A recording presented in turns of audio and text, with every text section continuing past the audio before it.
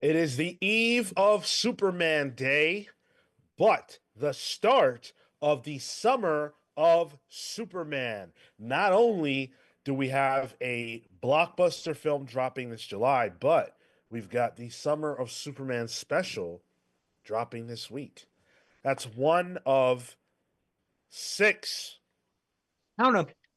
six of the biggest books that we are going to be reviewing today. We've got the Summer of Superman special. We've got Absolute Flash #2, The New Gods #5,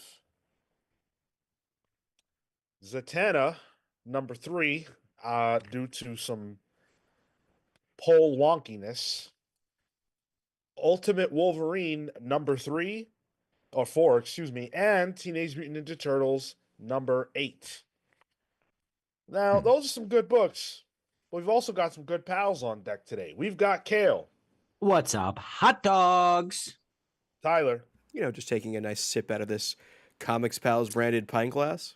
There was some nice, I really enjoyed what was happening on the screen there. Like Sean was listing the comics, and then you were pouring that. And there was some nice synergy there that felt really good. Cale, it's called product placement. That's what you do. Well, I mean, besides that, that made me jealous. I was actually watching the Zoom, as I rarely do, and I was watching Tyler pour that, and I was like, you know what? I wish I was doing that myself. yeah. Nice little lager to start the night, Very nice. And of course, I'm Sean. Thank you guys for being here. Whether you are live or in the future, make sure that you smash that like button Smash if it. you enjoy what we do. And by the by, Tyler showing off that beautiful cup. That's something that you could own. There's a link in the description of this and every video to our merchandise store where you could pick up a cup like that. I've got one in the kitchen. I need to bust it out.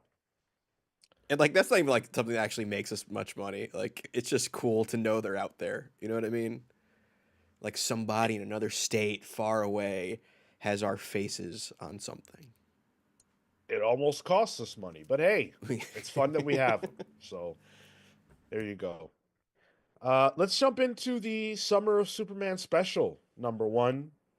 You know, DC is really putting the spotlight on Superman, which makes a ton of sense because there is a movie impending. But they're not just doing cash in comics. In fact, I would argue they're not really doing that at all because Superman is actually a legitimately big deal in the books right now. And so it makes sense that we would get this Summer of Superman special, which features 3 stories that all sort of tell one larger story. We got a pretty stacked creative team on this. Joshua Williamson, who has been a Superman stalwart, is on this. But the first story is by Mark Waid, George Jimenez, Tamu Murray, letters by Dave Sharp. The second story is Dan Slott, who is joining the Superman side of the DC universe, with George Jimenez, Tamu Murray, Dave Sharp. And we also got Joshua Williamson, Belen Ortega, Jimenez again, Tamu Murray, Dave Sharp on the third story, and then the epilogue is Williamson joined by Dan Mora. So really an all-star cast for Superman, and it all follows this one story of Superman against this villain named Validus, I think was the guy's name. Um, and we see Superman with Lana Lang as their children. He has to beat up Validus. Validus disappears into the time stream. Superman uh, travels with him and sees a little bit of his future, and then kind of realizes, you know what? I'm not gonna get with Lana. I'm gonna hold out. And then chapter 2 jumps to her wedding, which shocked the hell out of me. I didn't realize she was with John Henry Steele. Oh I yeah, didn't know that. yeah. She's been with them since I think they started in Greg. It's been a while actually. I think they met in Greg Pak's run. They might Wow. have been. Wow. And so yeah, so then the next story follows suit, and they just have to save this wedding from Validus and all that jazz. Kel, what did you think about the totality of this Summer of Superman special? Bro, let me tell you, pick of the week. Straight Nice. up. Out the first at bat, out the ballpark. I love this book. And it started straight from my very favorite, my very favorite thing of Mark Waid writing teenagers. But and the thing that really got me was Lana saying, "Oh, should we throw the disc?" You never threw the disc around, Cale? Well, listen, I love a good disc throw as much as anybody. You're probably throwing around Beastie Boys discs, but down at the old sock hop. Um, but what I really loved, especially in that first one, was the connection that Mark Waid makes with um Clark's future, and how, like, when you're young, you're so set on your present circumstances because they seem like everything. And then he gets this rare glimpse of the future that no one else could possibly ever get, and it shakes him. And, like, this is one of those times where, like, we never see, like, young Clark be so shaken by something that it really, like, takes him off his game a little bit. And even when he's finished with fighting the Validus, he has to take a second, and he's like, "Ooh, I messed up, and now I don't remember why I messed up, but I'm messed up, and I don't like this." And I just, like, I related to that so hard, and it made this version of Clark feel human, which is something that the best Superman writers achieve. And this opening story by Mark Waid, it's set in the past. And correct me if I'm wrong, isn't he going to be doing a young Superman run in Action Comics coming up? Sure is, yeah. Okay, yeah. With, I think, the artist whose name is escaping me, but she drew the Supergirl backups previously. Is it Belen Ortega? No, No, it's not. no. It's Skylar Tamaki? Partridge. Yes, there we go. Oh, There yeah, we yeah, go. But yeah, I dug this young Superman stuff. Like, it's been a while since we've got, like, Superboy, but it being Clark Kent. So that's Mark Waid kind of doing, like, a little taste of what he's been doing in World's Finest for so long in the beginning of this. And I love how at the beginning of it tees you up for Legion of Superheroes immediately. Yep. It's like, hey, Yep. this is Superboy who just kind of got back from Legion. Validus is a thing they fought together. He references that. I don't remember the last time Superman has been referencing his time as Superboy with the Legion. It's been a while, I think. But I think this sets a precedent for continuity. Sure. Right now, and I think this, it's not crazy to think that this will put the Legion back on the radar. Sure. I mean, we know they're imminent. I think Slits just came out too, and I think we are imminent. Oh, I wish. But Slits just came out for the Summer of Superman books, and I think we are directly tackling Legion coming up. So, yeah, I'm excited. Yeah, I enjoyed this book pretty much from beginning to end. I thought this was really good. So much so that, like, I was stupid enough to not really think of them as 3 stories, but as 3 parts of one story. Like, I got to the end, I'm like, oh, that's the end. I thought Dan Slott was in this. And then I went back and I read the credits page like I fucking should have. And I really saw it more in a better context. And I kind of went back a bit to kind of pick out, okay, I could see that. I can see that. I thought it was good. I think this is a really good, Jimenez draws, I need him on Superman proper, I think. Even his lanky young Superboy worked. He was kind of, he had the awkwardness that Clark Kent does as a kid, but it's a different type of awkwardness. And I really liked that. And he just really understands Superman. And honestly, the Dan Slott middle story kind of got me excited too. It felt like Dan Slott from his Fantastic Four run, which I don't think enough people really talk about.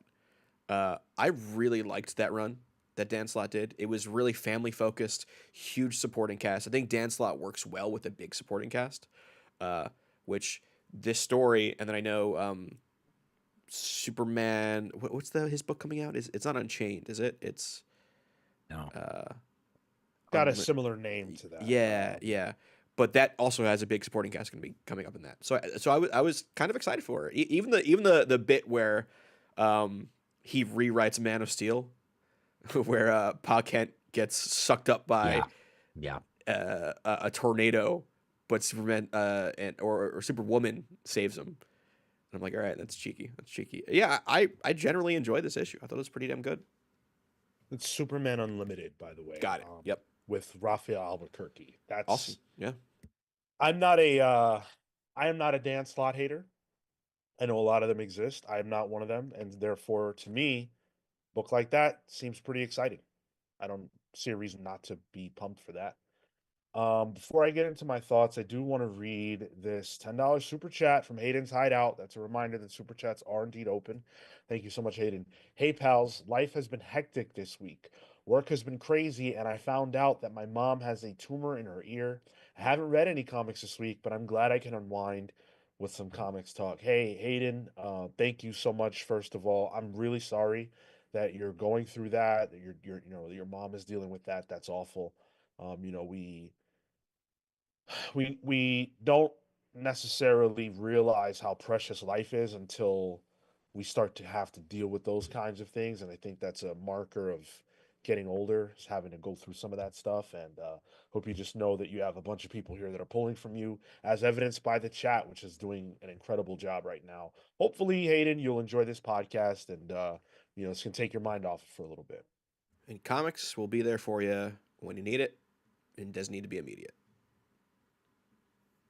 Yeah. Amen. Now, this was an odd duck for me, because on the one hand, I was hooked in with that first chapter, and I really, really loved it. It was a gut punch in a lot of ways, just because we've all had that young love where you think it's gonna last forever, and then it doesn't, and there's something nostalgic and sad about that. Like, we're all past that, but you can definitely put yourself in that place in that time. And I think Mark Waid captured that really well. And I've been reading a lot of negativity about Mark Waid lately, and it bums me out, because to me, Mark Waid is one of the best comic book writers today, easily. Mount Rushmore for me. There you go. Not just today, 30 years ago. Yeah, certainly. I guess I just mean, like, he's not one of those guys who's making his bones off nostalgia. He's doing his work now. He has been one of the most consistent writers and consistently reinventing himself too. Yeah, I have no criticisms of Mark Waid, as far as, like, pretty much everything he does I enjoy. But what bothered me about this issue is, and it's just what bothers me about all the Superman stuff these days, is when they get to the wedding, which I'm really like, okay, this is awesome. I'm in for it. When Validus comes, there's 57 super people. I didn't know Lana Lang had powers. When she got into it, I'm like, what the fuck? Is anyone normal? Yep. That's just the problem with modern day super family. I mean, any of it. Like, if you're a superhero with a family now, everybody's got powers. Forget it. That sucked me out of it, and it was a great issue. That really sucked me out of it. We're like, damn, what is the value of human life to these people? Because everybody in the world can't be our concern as readers. The people we're most concerned with are always going to be the supporting cast. And so the fact that they can be in peril adds to your ability to accept that a situation is dangerous. But nobody in Superman's life can really be harmed, because they all have powers. I'm not worried about Lana Lang. She fucking jumped up and was in a costume in 2 seconds. There's no danger here. So that really took a lot of the weight out of the story for me. But it does get back on track after that with the end stuff and the teases that we got for the future, and how this all connected to the Omega stuff and Darkseid. That was awesome. Yeah, when Validus is screaming it seems guttural, but as you piece it together, he's saying Omega, and I was like, all Yep. right, okay, all right, yep. Pretty sick. Yeah, this is exactly the way I love stuff like this, is just like, you know, when these moments that don't feel like they're going to lead somewhere are so like uh specifically put together to guide you into something. And it's like it, and obviously that's a story, right? But an event is what I'm talking about. This Summer of Superman special is like, oh yeah, of course it's going to be about Superman. Oh cool, we get a villain from Superman's past slash future. Oh wait a minute, this hit me exactly where I live. If you are a fan of superhero sandbox storytelling, I mean, this comic, what's happening in Challengers of the Unknown, what's happening in Aquaman, and all this stuff is just like you eat this up, and then it just so, and then on top of that, right? Like the comics are actually really good. Like you could say, it's not that great, but at least there's some continuity to it. No, the comics are awesome. This issue, divorced from all of that, is still really good, but then it also gives you that. And it's so weird, like looking at it, from like an overhead standpoint. Yeah, it makes sense that the Superman book is tying into the major DC lore.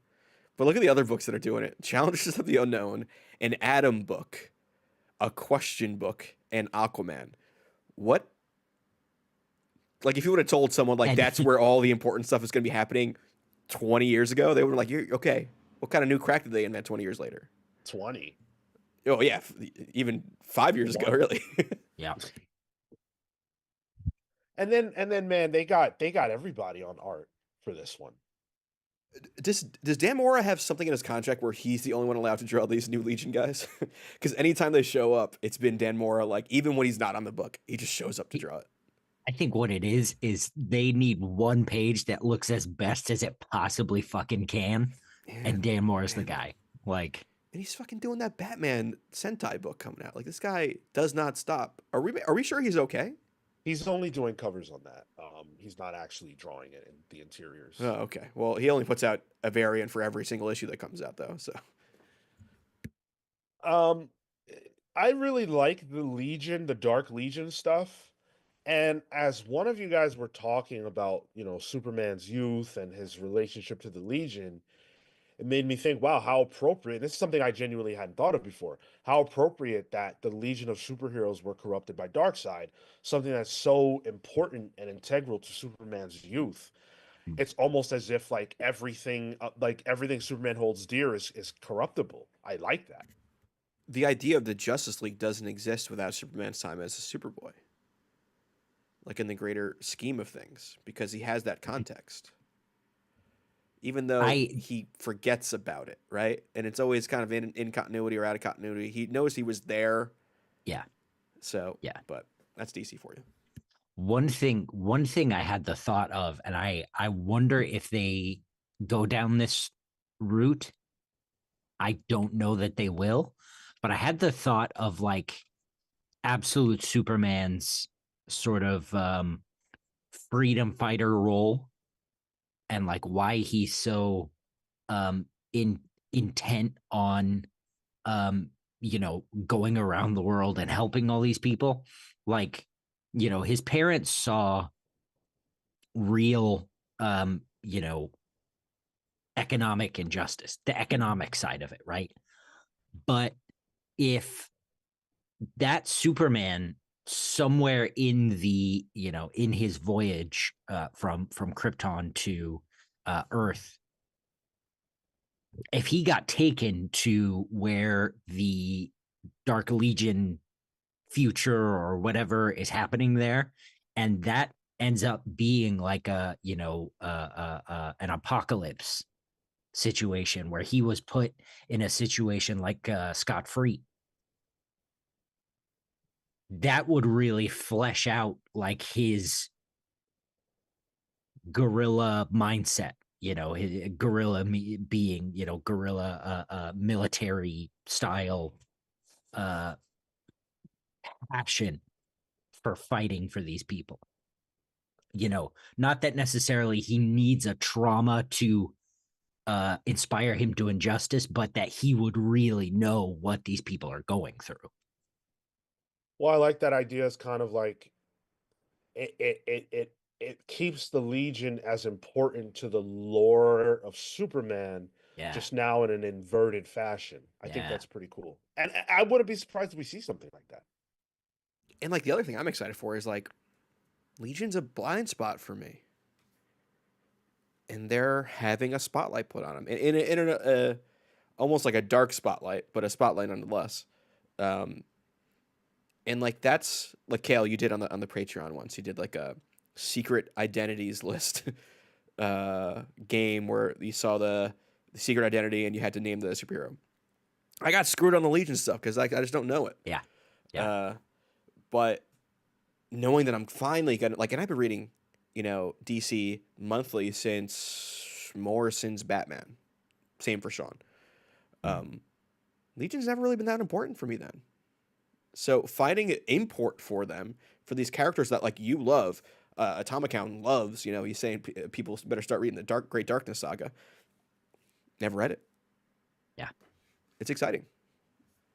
Yeah. Yeah, DC has the hot hand right now, and I think this issue is a great one to pick up if you want to sort of be connected to that, if you want a window into what's going on with Superman right now, if you're excited for the Superman books that they are teasing to come out during the summer of Superman. I mean, we've got Action Comics, which is going to be the Mark Waid, Scarlet Patridge, teen Superman stuff. Core Superman, which is Josh Williamson and Mora. Superman versus Darkseid's Legion. That's the tease in here. So I guess they're going all the way with that. Superman Unlimited, Dan Slott and Raphael Albuquerque. But then you also have Supergirl, Sophie Campbell. That's exciting. That's the one I'm excited for. How about Crypto? Crypto's getting a limited series. I'm allergic, Sean. Me too. Yeah. Listen, it's Ryan North though. That's what I'm here for. I keep forgetting that. Yeah. The guy currently writing Marvel's big event book is going to be writing Crypto for DC Comics. And you know what? It's going to be fucking good. It's going to be good. It's going to be good. And then the one that I'm personally most excited about is Adventures of Superman Book of L by Philip Kennedy Johnson with Scott Godlewski on art. Okay, I love PKJ, but Scott Godlewski is good. So that's exciting as well. I just want to see Philip finish his Superman story. I want to see that, Olgren stuff. Paul, I thought this was excellent. Definitely a great comic. I just need a break from all the super people, except Superman. After you just named all the Super People books coming out this summer. Well, I should clarify. I'm happy that all of them will have books. I'll be reading all of these. Yeah. I just don't want them centralized. That's all. Sure, I don't want them in the same book. When he condense all that power to one area, what's the threat? Yeah. It's going to be Kryptonite. What do you need a everything. Justice League for? Kryptonite bullets are going to be a thing. Actually, I think that is a plot point of Dan Slott's book coming up. It is. Pick of the week for me. It's a poll for me. Awesome. I forgot to get a poll up. Sorry about that. So I will get it up now and give you guys a few minutes to respond to it and get your votes on. I don't think, though, that the results will be terribly different than what we're all saying over here. It says Sean's starting to sound like Blue Earth. What does that mean? Oh, am I Robot-y?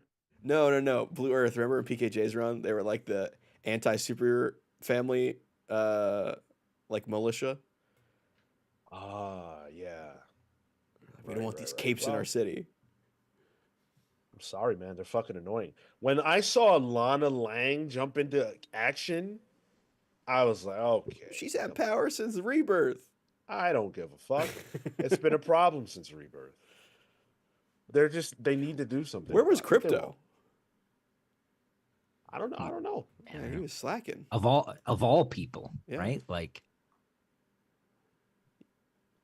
Matt Fisher with the 199. He says, "I know you were watching, Sean. I was watching. It was very cool to hear. Basically, Matt Fisher paid to get a super chat read on the air on the Solid Monster Sounds Off Wrestling podcast. That basically was just shouting me out. And so hearing Solid Monster say my name, even though he knew the context not at all, was very cool. For Just me. your name directly. Yeah, That's funny. yeah. That's funny. Was it Matt like, Fisher, I want to give you a challenge. Okay. If you're out there shouting us out on other people's shows, if you're rolling around in those kind of Benjamins, I want you to up these 199 YouTube super chats. Here's what I want. I want you to go to Solid Monster and be like, yo, you should go on the Comics Pals and talk about the intersection of fandoms between wrestling fans and comic book fans. Oh man, I would love that so much. There's I'm something just there. guy. Yeah. Oh, there's a clear thing there. The wrestling is superheroes. N2B 1986 says, I don't really play superhero video games all that much. Injustice 2 is about the only one. I'm familiar with the comic plots because of YouTube and all that. You know, man, Injustice 2, great a game as it is. I do like the gameplay. Just not a it bums me out that so many people play those games and like that's their superheroes. Like their version of Superman or Batman or Wonder Woman is those characters. Did the DLC characters fit into the lore? No, I don't think so Okay. because the DLC characters come out like there's no story for them. Okay, so like Hellboy does not Oh. exist in this Injustice 2 world. The But he Ninja can- but he Turtles can- didn't rip yeah. out Batman's heart or anything like that. Right, like they're playable, but they're not in Okay. the story or anything like that.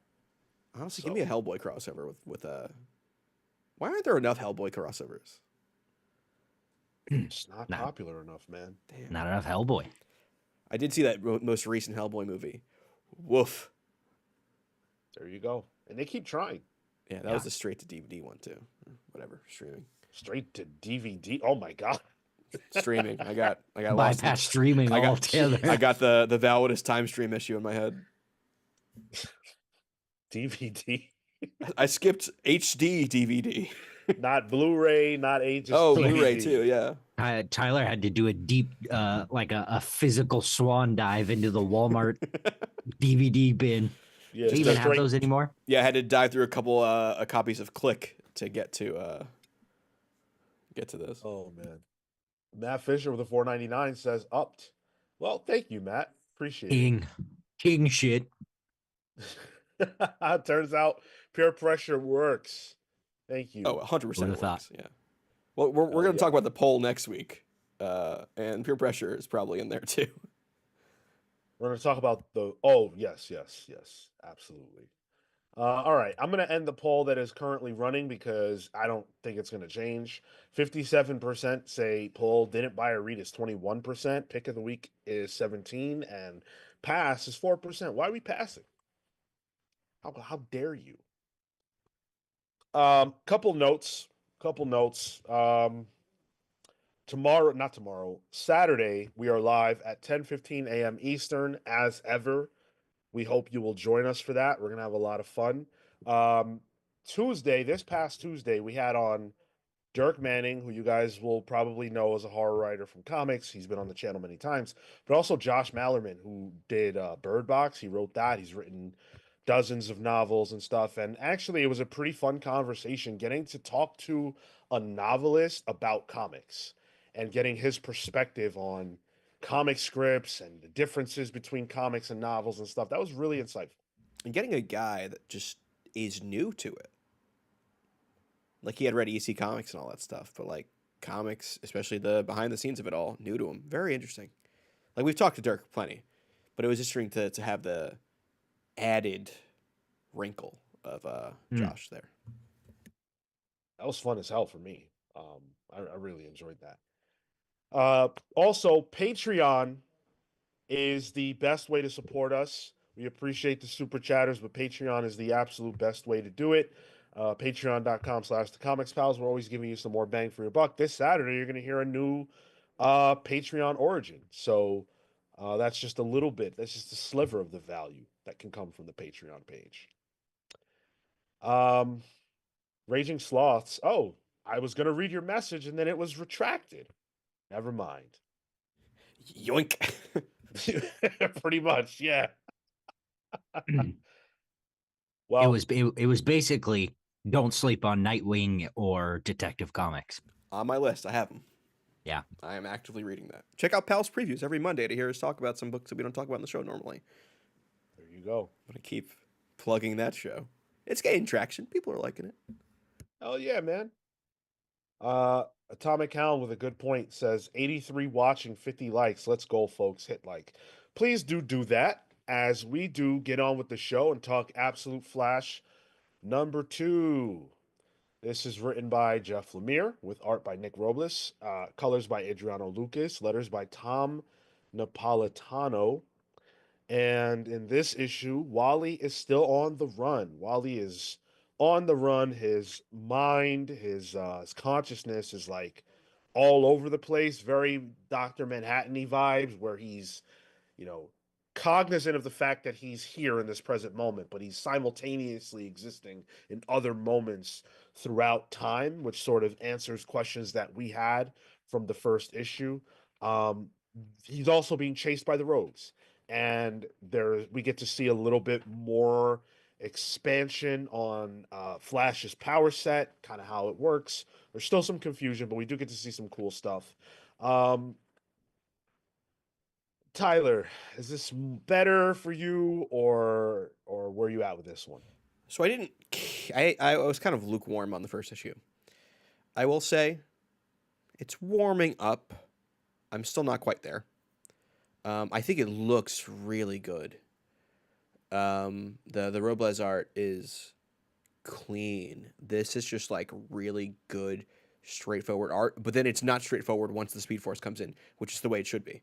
And that's what I really like about that. It really helps the Speed Force jump out. It's the colors with the red, the bright reds and the bright yellows really make that aspect of the book jump out, which I think is important to the Speed Force. But I also feel like story-wise, it's still jumping back and forth. It's doing that thing, which it's confirmed that Barry is experiencing himself out of time, that I was a little confused about in the first issue. Or Wally is, rather.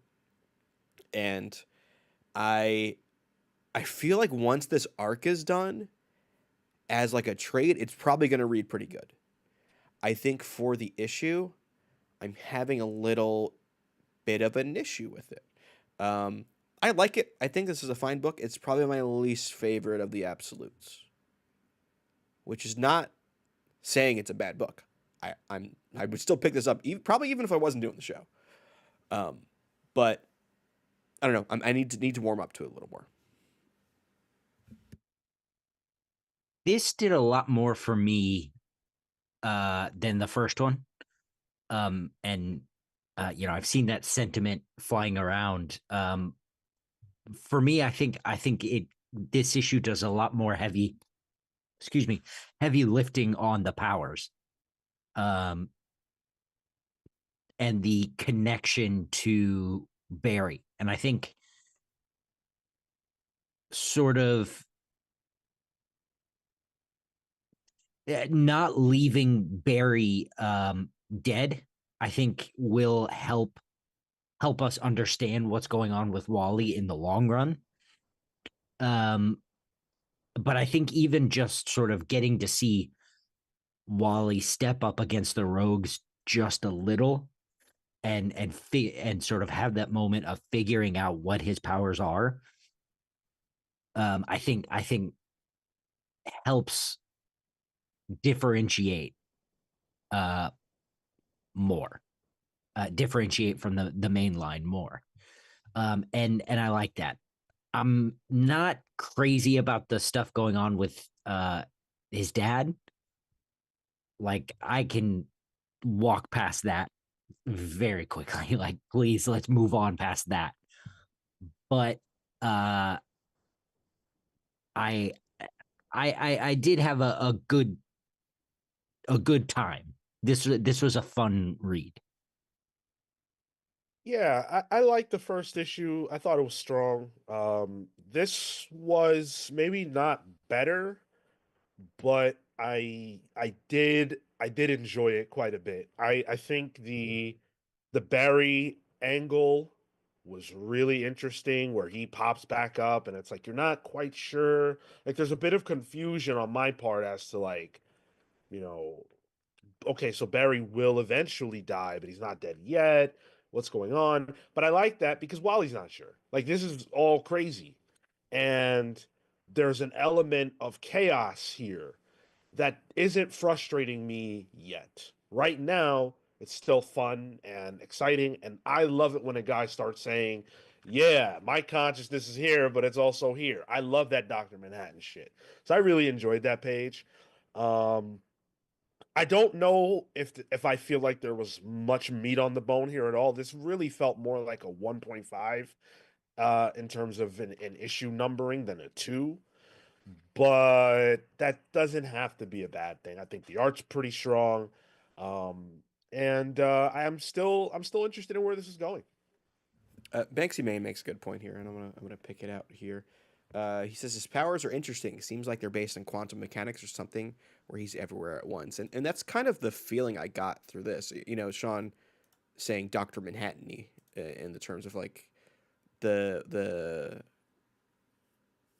the captions that are throughout this, the interior monologue that Wally's having throughout this, but also there's that one bit. It's a double page spread where the Flash logo is in the middle, and it's where or Wally goes to the future. Apparently, he's got the whole costume on. But there's also this other Flash on the other side that feels like maybe Absolute Reverse Flash, but it kind of gives context to the name of the storyline, which is The Flash of Two Worlds.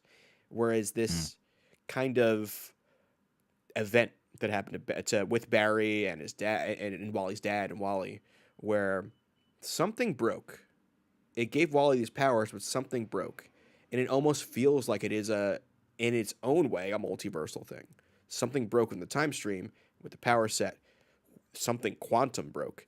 And I like that how that's built into the origin of it now. You know, like that's not something that was really built into the origin of the Flash. It came up pretty quickly with the Flash of Two Earths, is it?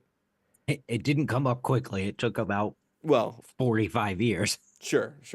But that is in its inception here, which is what is integral to the Flash nowadays. So it's interesting. I think there's a lot of intrigue here, and I think it looks really good. Also, this series probably has the best variant covers.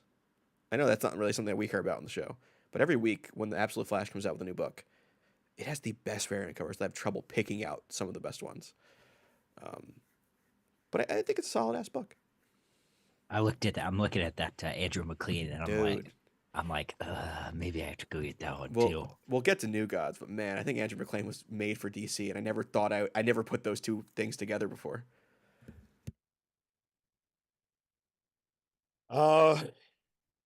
Thoughts on the Grodd reveal at the end? Oh, where he's so Grodd is like a cute. little shitty simian. He's a shitty simian.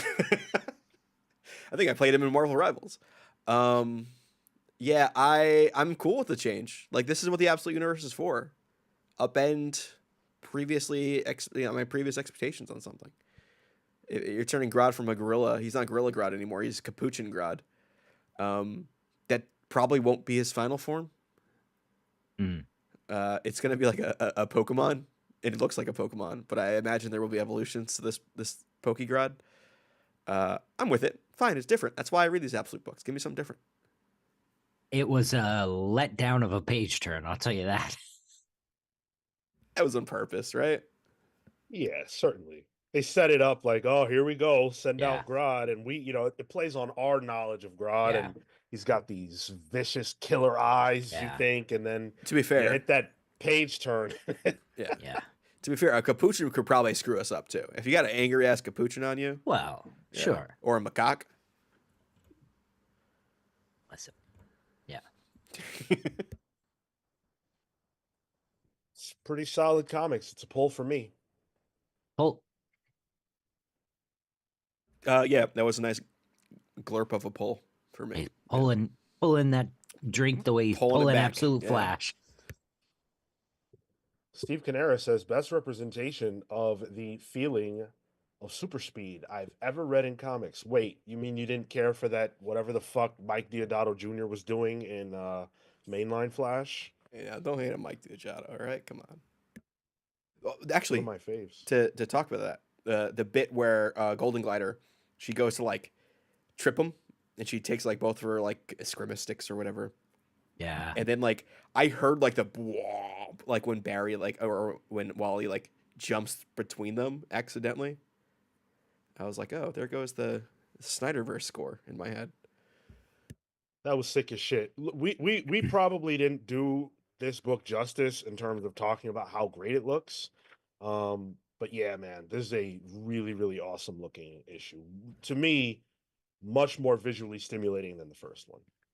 It's weird because I think in terms of the art, this might be the most straightforward good art in the Absolute line. Nick Robles is phenomenal. But I think my issue, and I mentioned it with issue 1, is that it's also the most straightforward art. And it's the most DC mainline House style. but Quote, like unquote. but like prime house style, like Yeah. top shelf house style. So like when you get, you're getting Marcos Martin on a Batman book, that's wildly different. You would never get that on Batman mainline. Nick Robles can be on Flash mainline. Did Marcos Martin not? He didn't draw. I don't think Some mainline recent- Batman. Wow. I think maybe there was a time that could have happened. I sort of feel like Batman mainline at the moment is different from that. Martin's more of a Detective Comics guy, if that distinction makes sense. Yeah. Definitely. Let's see what you guys are saying about Absolute Flash. 67% say pull, 16% say pick of the week, 9% pass, 6% didn't buy, didn't read. That's not bad. Wow. Pick of the week. Cool. Any of you guys' pick of the week? No? Oh. No. Okay. Mine was Superman. Okay. Yeah, Cale was out the gate. My pick of the week is definitely sitting in that pile somewhere. Not gonna say what it was, but this was a heavy, heavy hitting week of comics. Seriously. Which pile where? Good question. This pile here? That's all that matters. Whatever we are for the show is all that matters. You're going to ruin Marco's stats this way. He's going to short circuit. That's not what he just alluded to. I know. Oh, is Good it the... okay. All right. I don't have a slide for it. Should I get a slide for that, Sean? I don't know if you know what I'm talking about, actually. Okay. Is it something that you asked me about before we went live? No. Okay. No. All right. That's fine. CW Gordon says, oddly, the Deodato Flash art feels like it would fit with the Absolute line more. I love that take. I agree with that take.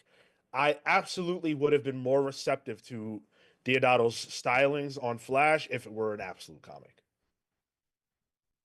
That is a weird... a flash of two worlds, in a way. Man, it's had I not read those extra couple of issues and took that afternoon or whatever and caught up that one time, I would completely agree with you. But Deodato, as you get later on in that arc, he's doing some wild shit, and it's great. Oh, good wild. Okay. He's not drawing yeah. any more apes, right? His apes were a little rough. Yeah.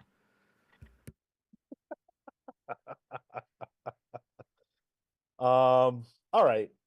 New Gods came out this week. I know Silhouette is dying to hear us talk about New Gods. This is issue 5, written by Rob V, as always. Andrew McLean is the guest artist this week. Every issue has a guest artist that does a handful of pages.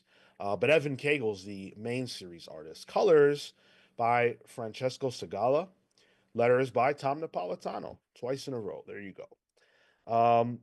This issue gives us some Andrew McLean stuff where they're talking about the racer, the black racer. I didn't really understand what the fuck that was all about.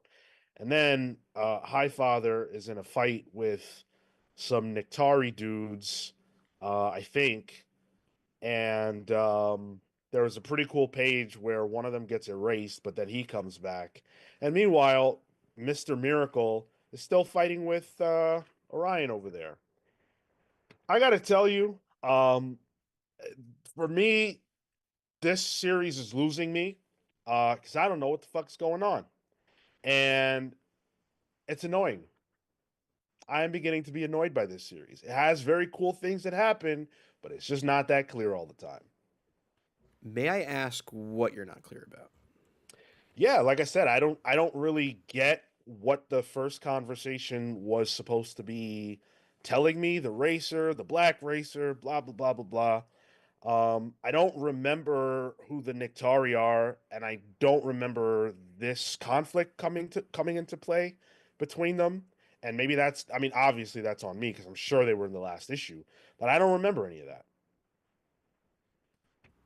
This is my pick of the week. This was very close to my pick of the week. I loved this. I love that the openings of these books, where the guest artist is, it's adding lore and context to New Gods.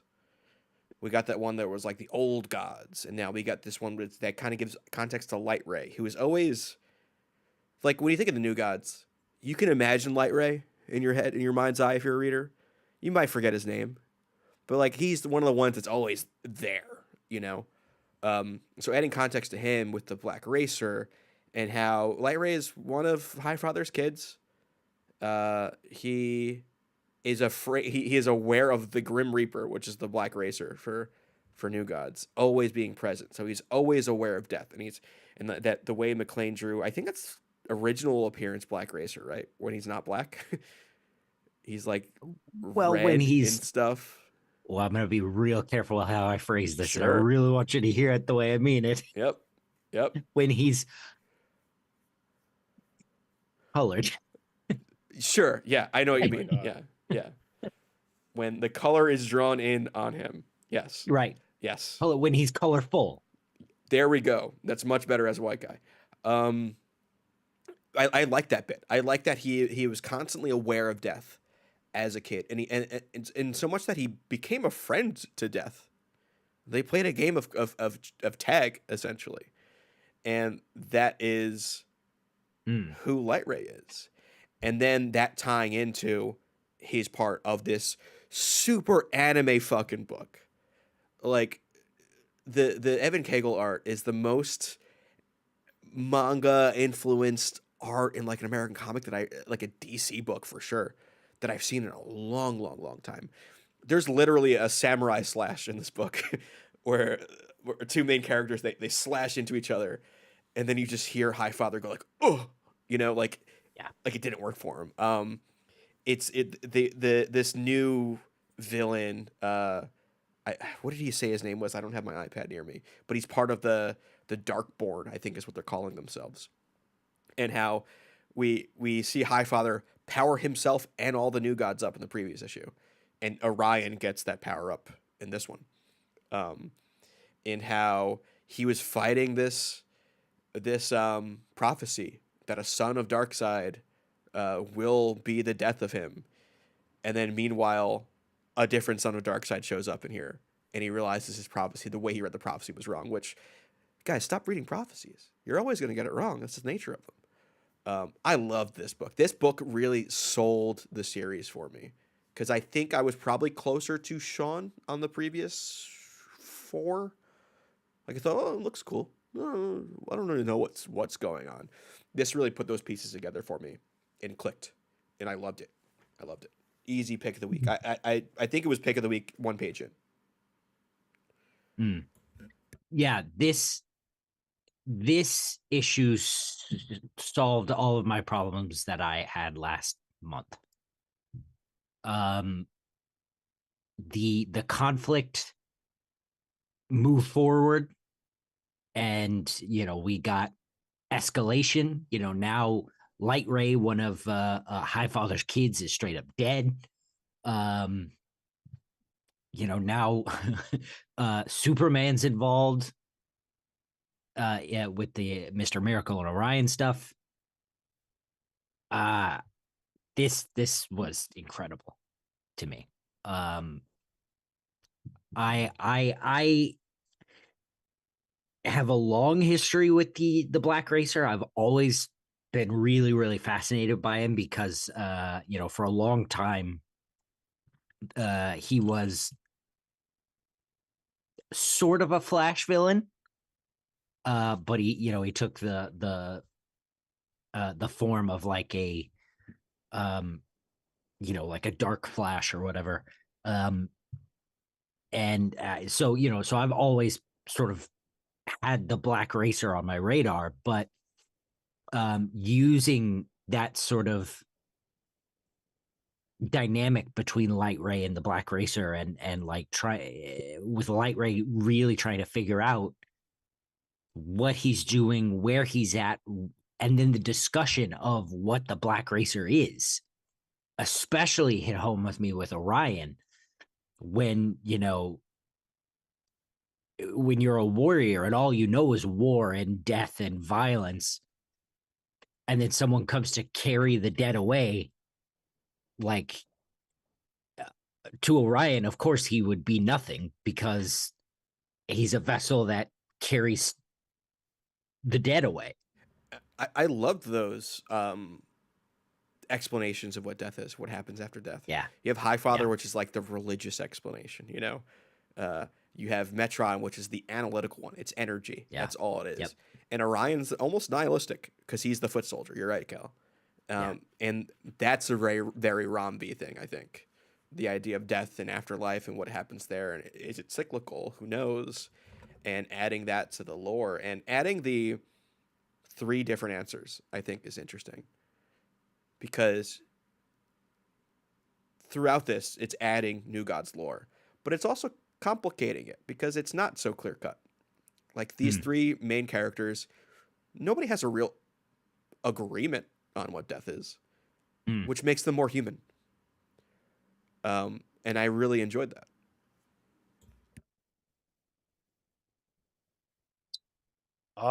Man, I really don't have anything to say. I I I I guess I wasn't paying enough attention to the last issue, maybe, but I don't even know how we came into this story.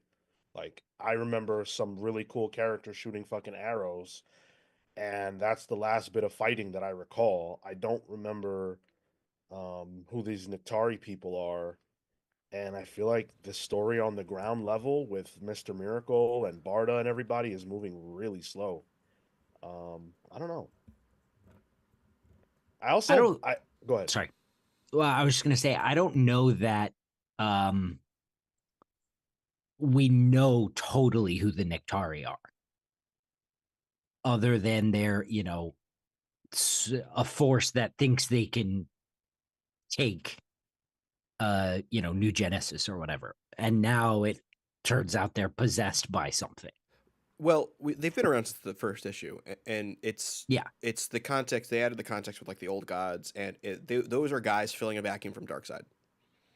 Yeah, and now with this issue, it looks like the reason they're filling a vacuum is because some of that power went to them, or some power vacuum existed that went to these guys, to be the new antithesis to who the new gods are. I had a problem with the art. Evan Cagle to me is really good, but the problem of the mech book that he did with Rom reared its ugly head for me again here. Like, I don't think this was a good panel where Light Ray gets stabbed. I thought that was a really bizarre angle to show that from, and I don't think it really had, for me, the impact. I had to look at that again, like, wait, what the fuck? There should have been full on penetration there. You know what I mean? Like like I want to see the other end of the sword. Yeah, sometimes he chooses the worst possible angle to show something. And like this last page with Superman, which what a lie the cover is, because the Justice League are not in this book, save for this page. Superman looks dead. Like he doesn't have any kind of expression on his face at all. What happened there? I mean, that's the MO of comic books at this point. The cover is always a lie. Also, mean, sorry, go ahead. I'm not digging the book for that. That's just, whatever. But like, why does Superman have no expression at all? What the fuck? Very weird. Yeah, go ahead. I think somebody mentioned that in the chat here. Oh, Cole, on the other hand, says Evan Cale Superman looks so good. Yeah, I like the non-expression of Superman in my eyes was like, oh, this proves Orion's nothing for him. Even superpowered Orion is nothing for him. I don't know. I also like that Dawnbreaker or Dawn Runner. So I think it's just a difference of opinion. Yeah, it's a calm Superman coming in to save the day. It didn't bother me. I love the impact of that moment.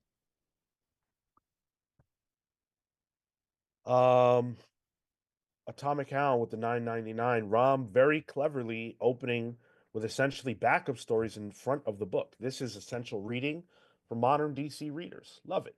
Front up stories. Look at that. And then Entertain Me with the $6 says, here's some money, $2 each. Well, thank you. Appreciate that. It's like my grandma. Oh, go see a Star Wars. I'm a pass on this. I didn't give a fuck about this. I gotta be honest. Oh. I did not care about this at all. Oh, man, I read this and I was like, man, this if it continues this way, book of the year. Listen, I'm already there. Man, you got to give this another shot. Yeah, you very well may be right. I think that it's a combination of me just not. I don't vibe with Evan Cale. I think he's got to. As a sequential artist, for me, his work isn't landing. There are some cool pages here, like when that guy gets fucking erased by Highfather. That was awesome, but there are other things that just make me go, man, doesn't feel right. Like I get what you're saying about Superman, but if there's no emotion in an image, I mean that's what comics are. You have to get emotion in the image, and that just looks hollow to me. And that's the problem I'm having with the visuals here. Boy, you don't feel the weight coming off that punch into Superman's hand there? No, because Superman doesn't. That's the point. But like there has to be some facial expression. Like that's comics. Well, that's what's scary. But that's what I'm saying. That's the point, is that Superman doesn't feel that. He's Superman.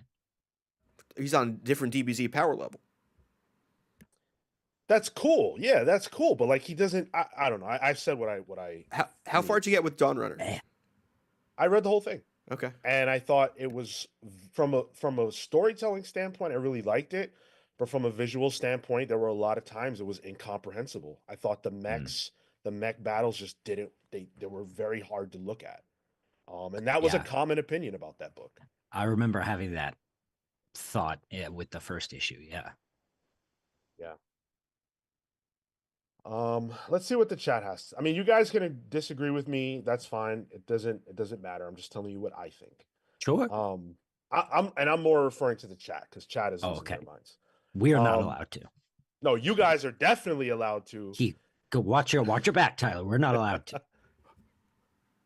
No. I'm just talking to the chat at that point. 56% pull, 17% pick of the week, 15% didn't buy or read, and pass was 10%. So there you go.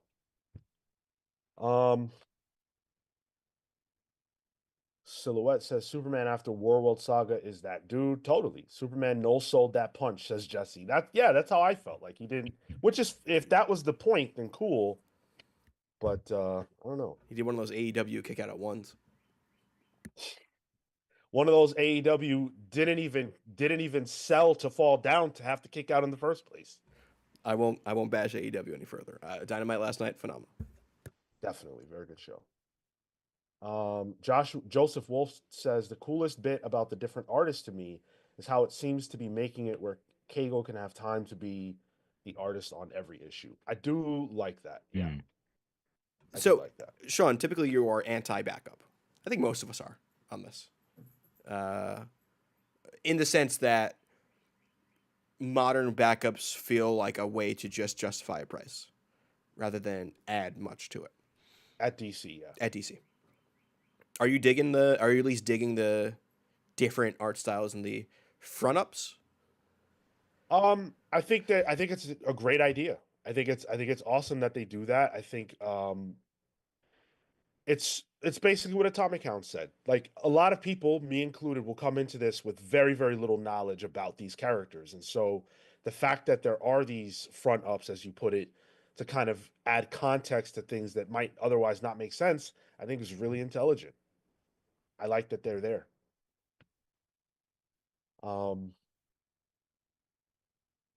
Banksy Main says, I'm really digging the art for the most part. There are some odd panels, I'll agree, but the page, like the dude getting atomized and coming back together, were masterful. Yeah, that shit was crazy. I love that. All right. We had a bit of a snafu with the poll whereby 2 of the books on the poll were delayed. Not the current poll that's up right now, but the one from last week. And that's how we ended up with Zatana #3 as the book that we're reading this week. Sorted Crisis Events and G.I. Joe were delayed. So but go ahead. We in the biz call that a technicality no down boo over. Technicality no down boo over. Technicality no down boo over. So, but there isn't a poll up right now, and you can vote for any one of these indie comics. There are no big 2 books on this list. Put your money where your mouth is and vote in this poll. You guys always talk about how bad you want us to be reviewing these indie books. Well, there's 4 for you. Bug Wars #3, The Power Fantasy #8, Medieval Spawn #1. Yes, Spawn. Whoa. Red flag on the play. Sean, where's your red flag? It's over there. Oh, damn. Well, he threw it over there on the play. It's over there is what he said. Spawn? We got a Spawn book on the poll? Yes. Who allowed this? Yes. You did. Oh, fuck. All right, well. Listen. Play where it stands. Yeah. Spawn is back. We are back. He's back, but in the past, Medieval Spawn. Well. Yeah. And perfect timing, too, because the books just went up in price. So, yay. Wouldn't that be our luck? Who's on Medieval Spawn? Is it good old Toddy Mack? I think it's Rory McConville. Yeah, Rory McConville's been doing some really good work in the Spawn space for a few years now. Todd is always going to jump in and add his fucking narrations. But, yeah. Rory Medieval Spawn, there was no TV back then. We might be safe. It's going to be like a hear ye, Town Barker. Yeah. Yeah. I'm excited for that. I can't wait for Medieval Spawn. So hopefully we get to read that for the show. Near says Spawn on the poll is a recession indicator.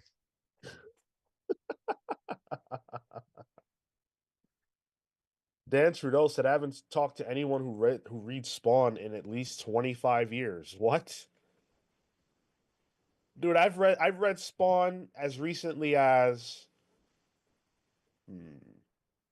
the last 2 years. We were reading Spawn when you started listening to the show, so yeah. We've been stealthing Spawn to you in the past, so it's all there. If you listen to the episodes backwards, you can hear our reviews of Spawn. Here our review of Zatana #3. This is written and drawn by Jamal Campbell with letters by Ariana Mayer. I hardly remember what happened in this book. Oh, it's the Basil Carlo. His family was taken from him, and there's this spell that's on them, him and Zatana and others, that is basically living out Basil's best life, and Zatanna is trying to break that spell. Bruce Wayne is there, but he's like the like played straight Bruce if there was no Batman, just a douchey fucking rich guy. Zatanna's still dealing with that lady in white and all that stuff. If you've been continuing on with this series, to be honest, as good as Jamal Campbell's art is, that's as much as I dislike the script.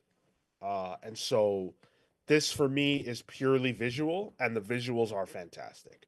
But from a story standpoint, I just, there's nothing here for me. I enjoyed this. I took the time and got caught up. It's not my favorite book on the stands, but I think I feel overall the same about it as I did number one. I think it's fine. The art, as Sean said, is a real visual beast. Um, I think the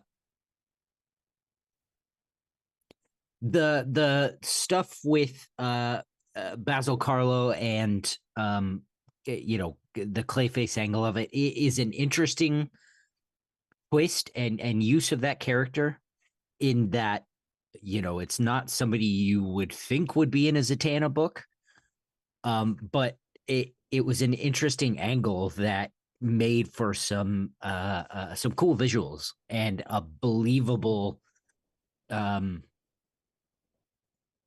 player in this in the era that this story is set in, being the old Hollywood style thing. The Bruce cameo felt weird. Um and it seems like it's sort of nothing, and I guess that's okay. Um I don't know how much I like this version of Zatanna. I don't know how much I like Jamal Campbell's voice for Zatanna. Um but I thought it was fine. Yeah, I think I'm landing in the same boat as Cale here. I think it's gorgeous. Those pages where it's just all Clayface, and it's a it's a monster. And there's this one where Satana's getting just mollywopped by different versions of a Clayface, and like Jamal Campbell used the classic Clayface ball with spikes move. That's good old Basil Carlo right there. So it looks great. I like the bits with Blue Devil as well, and him being kind of like a supporting cast here, and him dealing with brother Dark. I thought it was good, but I'm with you, Kel, where I don't like Zatanna's voice either. I think Zatanna's a character that last I saw that I really liked her in was Ron B's Justice League Dark JLD, and Mystic U, also great Zatanna, which that's a slept on book. Pick that up. Strange Academy Who. Mystic U's better. You're like bringing down the house. I didn't finish it. I have it downloaded. I read the first issue and I did like that, but I don't want to speak on that because I didn't finish it. But it was good. But I think Zatanna is a character who is okay with leaning on people, or she is more of a team player, and it did feel a little out of character for me, where she's like, "Nah, I'm gonna grin and bear it." The old stay calm. What's the Britishism? Stay calm and carry on, something like that. Keep calm and carry on. Yeah, something like that. Yeah. It seems like I don't feel like we need to have a moment with absolutely every superhero where they go, "No, I have to do this by myself." Especially when the Justice League is like 800 people at this point. Like, you don't have to do anything by yourself. So that is the only part that bugs me. I like this story. I like the idea of this Brother Dark and the Lady in White. What did her? Is that her name, or I think so. Something like that. Yeah. Them being like these wish granters and trying. I don't really know what their big plan is, and I guess that's a bit of an issue. But granting everyone's wishes, and Basil Carlo's wish is the most straightforward wish ever. He just wanted to be who he never got to be, with the family he never had. And I liked Zatanna having to unfortunately break that down for him. So I thought it was a good issue. I just think the voice for Zatanna is could be better.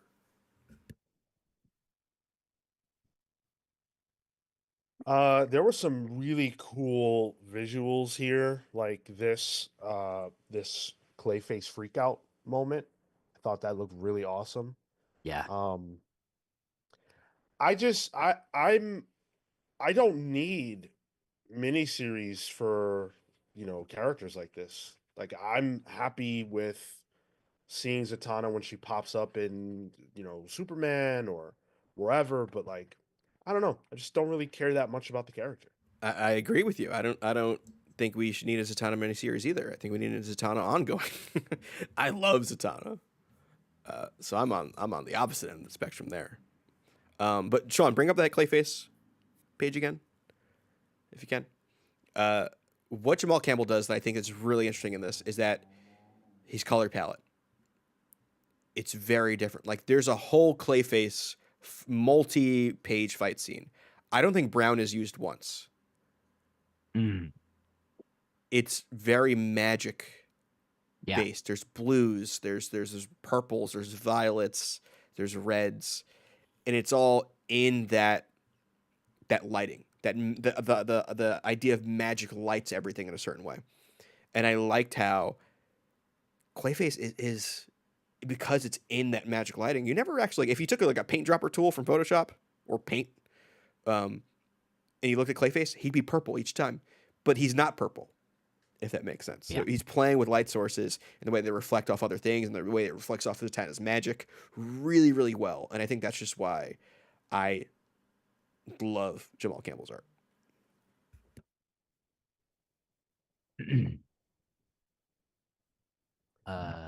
There was a question there was two questions I wanted to hit. Oh, okay.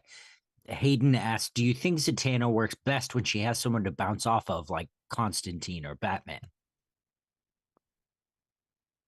I could see that. I could see an argument for that just because, like, she's a character that we don't have like a solid personality for, so that would work better in reflecting off someone else. I would say that's the detriment to her character.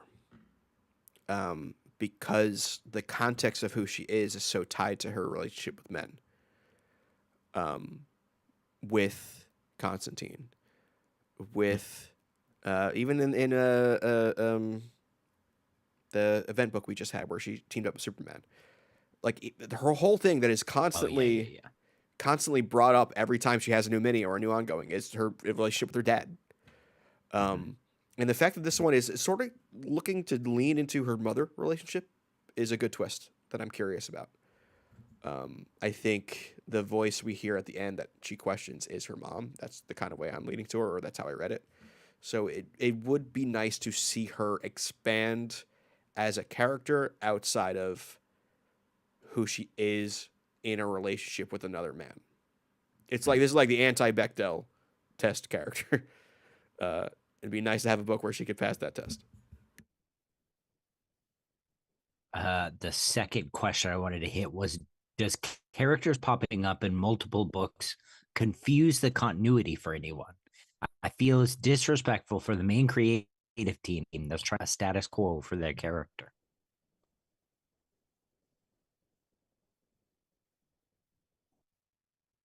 Um, I don't think you're playing the sandbox of the DC universe. Have fun. That's my take on it. Take whoever you want. Yeah, I don't understand. I mean, it's superhero comics. I don't get that question. You don't have to be as strict as like wrestling, kayfabe. I think you can. Like Superman shows up everywhere. If he can only show up at one time at a time, it wouldn't work. That's just not what comics are. You're gonna see people pop up in other stories, and it's cool. That's just how it goes. I am a pass on this. I'm a pull on this. A little less so than issue one. I think that was my pick of the week, issue one. but still a pull for me. And I want to say it was maybe one for Cale, but it looks like we lost him to the corgis that run the internet in the UK. Might have taken a break. Happened? He got raptured. Disappeared too. It's crazy. Yeah, he's still on the call. Weirdly. 56% say didn't buy or read. Pull is 26%. Pass is 10%. Pick of the week, 6%. So you guys are not really picking this series up much. I honestly didn't want to buy this, so I had to like treat myself to a cover that I could look at. You got Hayden's Gooner pick cover. He retroactively went in the chat and said that was his Gooner pick cover. There you go. Yeah, I had to, man, because otherwise, just not into this book. Mikey J says Zatana, Magic, and Rogue are all on the chopping block for me. Wonder Woman, Batgirl, and Storm are holding it down. But why did you break that down by the women-led books? Like, what does that mean to you? You know what I mean? Entertain me. 3 months as a channel member. Zatanna is going to something with Scarlet Witch each number 6. Do you get that? Because I don't get that. I don't know that Zatanna is going to going head to head. Scarlet Witch each number 6. This is why I studied Egyptian hieroglyphics in college. Oh my goodness. Near says Mrs. Near is picking this up, praying this gets an ongoing on her behalf. Hey, I think this should get an ongoing for all the people that are enjoying it. I think it's awesome. If you like the book, then yeah. But I don't know. I don't know that Jamal Campbell can keep up this kind of thing as an ongoing, because he's writing it and drawing it. Is he also doing? He might even be doing the colors. He's doing a lot. Yeah, he's doing colors too. Yeah, that is the heaviest of heavy lifting. I don't think this will be an ongoing. I think there's definitely a possibility of a Zatanna ongoing, but I don't think this book can be ongoing. But let's get into the one Marvel book that's getting any representation this week.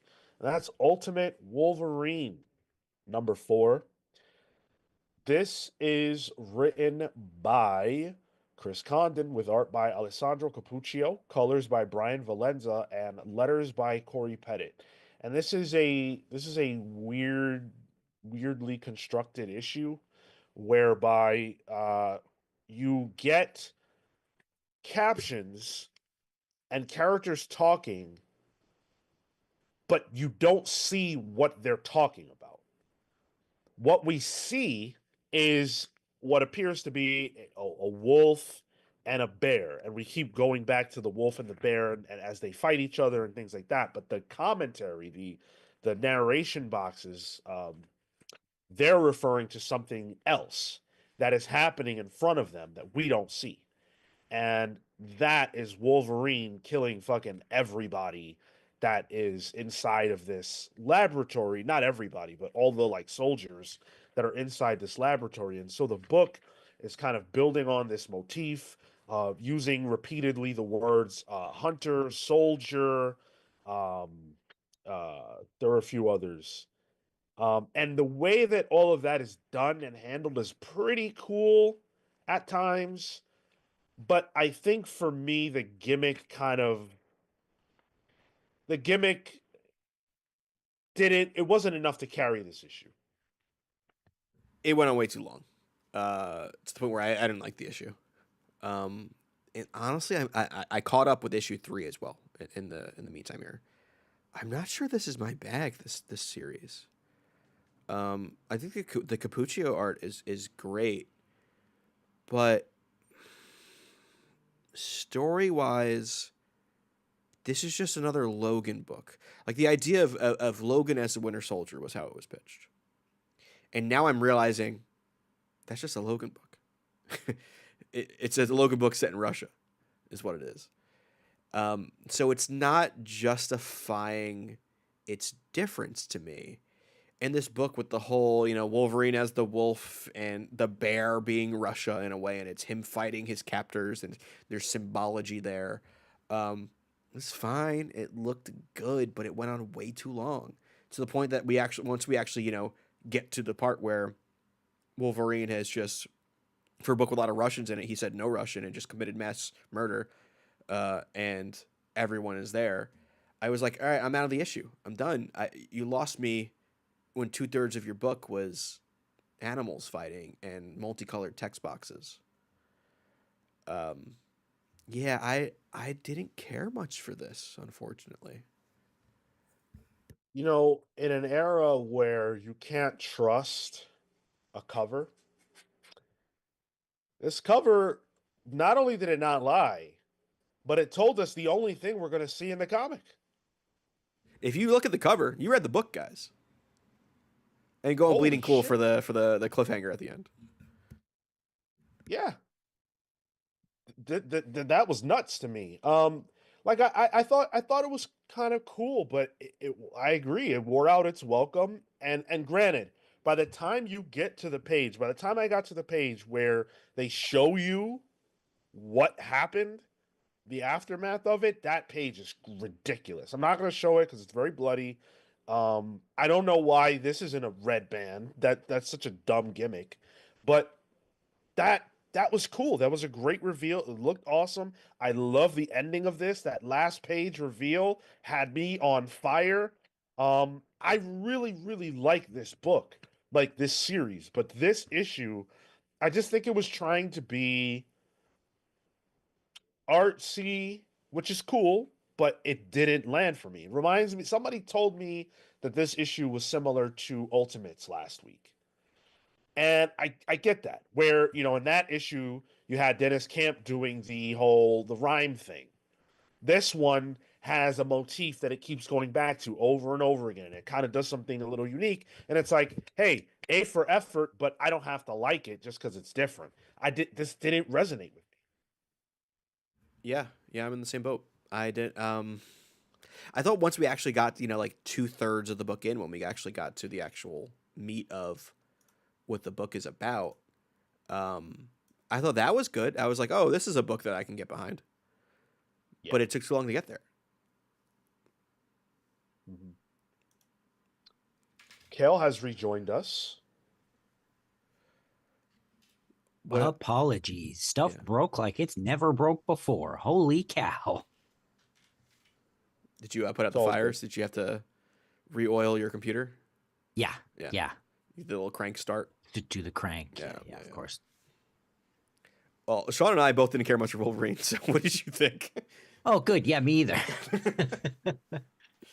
Yeah, it I like what it was trying to do, but again, it's one of the it's one of these things where I I know who Wolverine is, and like this is cool, but I need the ultimate Wolverine thing to do stuff. And having this, this allegorical connection of the little wolf who could, like, is cool, but like that's already Wolverine. Also, I need this to build more. in the wolf bit, I feel like you could have done that in 2 pages. Well, I like the experiment, right? Like as a piece of art and what it's trying to do, and what the dialogue on each page like conjures for you, like while you're watching the journey of this wolf, is really cool. It's really interesting, and what your brain comes up with is probably a lot more exciting than what was actually going to be happening. But at the same time, the dialogue was also the same panicked soldiers and doctors and scientists saying a lot of the same stuff over and over again. And I need some plot. Yeah, like we're watching like this. To me, quite frankly, this issue felt like it felt like filler. And that sucks to say 4 issues into a series. I think we need a lot more than this. There's too much we don't know. And if this is what you think is pertinent, to reestablish the fact that it's Wolverine against Russia or against his captors. Like, duh, we know that because you've been telling us that for the last 3 issues. What did we need this for? That's come on. We already know that. But at the end, they bring Wolverine is out of control. So they bring him to this dome to get some more reprogramming. And what we find there is that Jean Grey, well, the Phoenix, they refer to as Phoenix Grey, I think we see. I think it's safe to say it's Jean Grey. She's completely unconscious, hooked up to this machine that appears to be some kind of Cerebro type of thing. And then on the very, very last page, which Chris Condon has been using to kind of like add context to what we're seeing throughout the issue, it's just a data page or a classified entry, and it just explains what's going on and why Jean is here and what happened to Charles Xavier and stuff like that. And I really liked all that stuff. Yeah, I'm kind of with you too. I thought like if that was the whole issue, or we kind of got more context to that, I probably would have liked this issue more. The idea that they're using Professor X's brain almost like as a power amplifier to the Phoenix's powers that might be alien influenced, to then enact control over their soldiers, I thought it was really interesting. It's great. And the fact that they're in the X-Men First Class looking Cerebro, I thought was a pretty fun thing too. But that's a third of the book, and I can't judge the whole book on a third of it. Yeah. Like, what if this comic was the same, but instead of showing us the wolf versus the bear, it just showed us Wolverine versus these fucking guards? They would have to add another $1 to it and put it in a polybag. Great point. Great point. Animal on animal violence, fine. Human on human, red band. I was just my response to my own question was, well, we've seen that already. I was gonna say, isn't that like issue 2 or something? Yeah, we've seen him smash guards already. This issue just felt like extra. Like we've seen this. Even issue 3, he obliterates him doing one of Gambit's chess pieces. Yep. Yeah. There's got to be more to do than this. There has to be. I just wish there was more meat on the bone to the idea of Logan as the Winter Soldier that I just don't feel like I'm getting. Well, from that concept, what do you want? I don't know what I want. That's the thing. But it just feels like Russian Weapon X, which I guess that's what it is. That's what it is. Yeah. Yeah. So maybe I was expecting something different when it really isn't different in its inception. So. Because even the Winter Soldier, the Winter Soldier concept is that. So, and it's not fleshed out at all beyond. I'm gonna pull this because I really, really, really love the art. And that splash page where we get to see what Wolverine actually did made me stop and pause, and I've gone back to it a few times. And seeing Jean there really threw me into a loop as far as questions and stuff like that. So I'm really excited for the future of this series, but this issue did not deliver the goods the way that I wanted. It's a pass for me. It's a pull for me, but I'd like to see more going forward. CW Gordon says Winter Soldier is meant to be sent on assassination missions. He's been on like one real mission that we have seen, right? This book is coming in at a place where Wolverine is clearly not the weapon that they need him to be, in the sense that he's rebelling. And the point of it to this point is to figure out what to do about that, because if he gets loose, it's bad news for everybody else involved. So I don't think we're not going to see him really going on missions like that, because I don't know how interesting of a book that would be either, quite frankly. Mikey G says the whole time the bear and wolf fight was happening. Oh, I lost it. The bear and wolf fight was going on. I was picturing Wolverine in the Weapon X helmet, and that's what Logan was seeing. I guess that's cool. I think that's kind of what I was interpreting. Like what I'm seeing is what Logan is seeing in a way, or at least thinking about or visualizing, and it's an analogy for him versus his captors. Yeah. But also, like, we get no characterization for Logan when 4 issues in. Like, I know he's a captor and he's mind controlled. The closest we got was issue 3 when Kitty did that little mind wipe thing. And I guess this is the, the fallout of that. But like some actual substance to that would be good. It's tough when you have a main character who cannot speak and is not in control of themselves. And, 4 issues in, I think we need more. Like this book could use, another side to it. Like we saw Gambit and Kitty in the last issue or whatever, and they were great. But because they're not like that, they were interesting. It was cool to see what they had to say, their relationship to Wolverine and all that. But Wolverine, in and of himself, he's a captive. That'd be like going to prison and just watching somebody's life. I don't care. Like there needs to be something to it, and he can't even talk. There's got to be something there. He needs somebody consistently to play off of.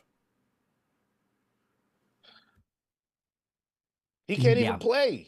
He can't. Go ahead. 5-star 2100 says issue 3 and 4 ended with character reveals, but there was no follow-up with this issue. No follow-up this issue with the cliffhanger in the last. That's not even the comment I wanted to read. Oh, it was Hayden's right above that. That's what I was. Sorry. I think the initial shock factor of him killing X-Men is gone, so we're left asking what's next. What's next is a fight between a bear and a wolf in the woods. Great. Gotta love it. Ken, why don't you end the poll, please?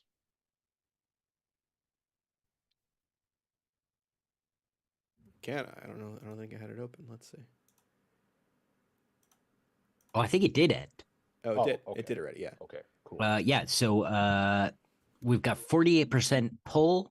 Didn't buy or read is 24%. Pass is 17%. Pick of the week is 10%. Yeah, I have a tough time seeing that pick of the week. I don't know, man. Yeah, it's a cool art experiment, but I don't know if like this is the spot for that. It's too early, man. Like 4 issues deep, I just think we need more. This is the time to get us on the hook. And Cole says here, it's very inspired by Weapon X by Barry Windsor Smith. Cool. I'd argue that's derivative. And if it's an Ultimate comic, I want something different. I mean, being inspired by that is fine, but what is that? Why does that mean it's good? Sure. I'm dealing with what's in front of me, and what's in front of me just didn't do it. Just didn't get it done. I don't care what it's inspired by. I'm inspired by, Gordon Ramsay when I cook, but sometimes it tastes like shit. Well, come on. I don't think it's fair to go that far. C.W. Gordon says, and fill-in artist the next 2 issues. That sucks. Oof. Well, who is it? I don't even know who it is. See if they tell us here in the back. No. Oh, yeah. Lens, but I don't know who that refers to. I'm bringing it up right now. It's Alex Lins, who I believe worked on some X-Men stuff. Oh, he did the Namor book recently. Oh, okay. Is that him? Oh, yeah. That was pretty good. Yeah, he did Namor, Last King of Atlantis with Jason Aaron. Nice. He did, because I think that was a flashback, flash forward situation, because Paul Davidson was on it. But I think he did the modern day stuff with that book. Yeah, Cole, none of that was directed at you, dude. It's just a general statement, not attacking you for saying it. Let's get into TMNT number 8. It's Turtle Time. This is written by Jason Aaron, with art by Juan Ferreira, letters by Sean Lee. So the Turtles are back together in the literal sense, but they are definitely not on the same team. There's still a lot of internal strife between them as they navigate through a city that is just full of enemies for them. The Foot have been conscripted by the mayor. I think he's the mayor. To attack them, but not only attack them, turn public sentiment against the Turtles. So they're being assaulted physically, but also politically. Um, and we're learning a little bit more about Donnie and what the fuck is going on with him. And what's up with that dead rat. There's a lot of things happening in this series right now. Cale, I know you haven't been too hot on this. How'd you feel about this issue? Actually, I really like this issue. Oh, Um, I was actually really pleasantly surprised with this issue. Um, I uh I found Leonardo's position here uh very uh relatable, maybe, in that, he's seeing this big broad problem, and he thinks he knows what to do, but his brother has a different answer, and he's seeing something different, and something so different that it's literally eating him from the inside, and he doesn't know what to do. So he's trying to figure all that out, but he's trying to do it by going back to his happy place, right? But Donatello is like, "Nah, man, you've got to be here. You've got to be now." And I think that was a really compelling dilemma for me with Leonardo, because I think he's a character that always, as the leader, he has to either look ahead or into his studies or whatever, and he doesn't always get to be in the here and now. Um, and then just watching the care for his brother, and we get to see what's going on with Donatello and what he's doing. Um, I just really, I found this whole thing. This to me felt the most like the Ninja Turtles out of the 8 issues we've read. Yeah, before I read this before New Gods, and before New Gods, this would have been my pick of the week. Um, I think I agree with Cal and all that, everything that Cal said, and I think the Juan Ferreira art is so good. So kinetic. Those first couple pages of the subway, the double page spread of them individually fighting in different subway cars. Oh my god! Like I knew, ever since I saw Ferreira's art on Killmonger, way back when, I knew like, oh, this guy's got something, and I think this book is showcasing that perfectly. Um, and even that bit where it's Donatello versus Leonardo, and they're arguing, and Leonardo's got that bloody mouth screaming at him. And there's something that he does, that Ferrero does in these like action bits. Like it's a quick beat in an action scene where the background, it almost feels like an impact frame in anime, where the background's blown out. It's like a singular color, and there's like grit to it and speed to it that just feels so good, and it just works for the Ninja Turtles. Um, my only negative is that I feel like we've been in the whole these brothers are not agreeing with each other thing for 8 issues now, and we're only finally getting to a point where one of them might be on the same page. I feel like that might be taking a little too long for me personally, but all in all, I did really enjoy this issue, and I'm really enjoying this run so far. this was my pick of the week, which should be obvious because there's no other books. Last one left, yeah. But this was insane. Like from the moment I opened up this issue, from a visual standpoint, I was like, wow. And then turned the page, and them fighting on the subway in that train, the way that was broken out and shown, I was really, really blown away. You ever This have is one of the best looking comics on the stands right now. Sean? You ever have those books as a kid where it's like inner cuts of like ships and cars, or they're like those hardcover white books where you can, Like Discovery or something. yeah. I think so. When the double page spread of the subway train happens, where like it's cut in half and we can kind of see through it as they're fighting, I love that. That's just a great way of depicting that as a whole within the context of it still running in the subway. Yeah, just getting to see Juan Ferreira action sequences every issue is worth the price of admission alone. Um, and finding cool ways to show these characters who were, I mean, look, most of us are used to seeing the turtles in live action, not necessarily live action like movies, but on TV and stuff like that, moving. In motion. Yeah. Exactly. And so to be able to see and still feel that movement and that dynamicism through, static art is very impressive to me. And I'm loving it so far. And then, from a story standpoint, look, there's nothing new under the sun, and it's Jason Aaron, and some people are going to have a problem with that. For me, I think there's just enough that feels different from what I've seen before with the Turtles, especially as someone who's never really read the comics. It feels like a different slice. Like the TV shows aren't like this. The first movie reminds me of this, but this to me is taking them, even further. Like what they're doing with Donnie right now. Is he fucking crazy? Is he onto something like this issue should suggest? There's a lot there, and I'm interested. Um, Go ahead, Tyler. I was gonna say Tilo brought up the point too that I wanted to mention that Bebop and Rocksteady show up in this, and like I'm not well versed in Ninja Turtle lore. I know Bebop and Rocksteady. Those guys are fucking rad. They're in the side scroller games, so like I just know them. So anytime we get to see more mutants in this book, specifically those two guys, I'm in. Throw me a cool punk anthropomorphized animal. Sold. Luna says, "Is this a good jumping on point?" This specific issue. I mean, look, honestly, all you need to know is the same thing you need to know to read, watch, enjoy the Turtles in any space.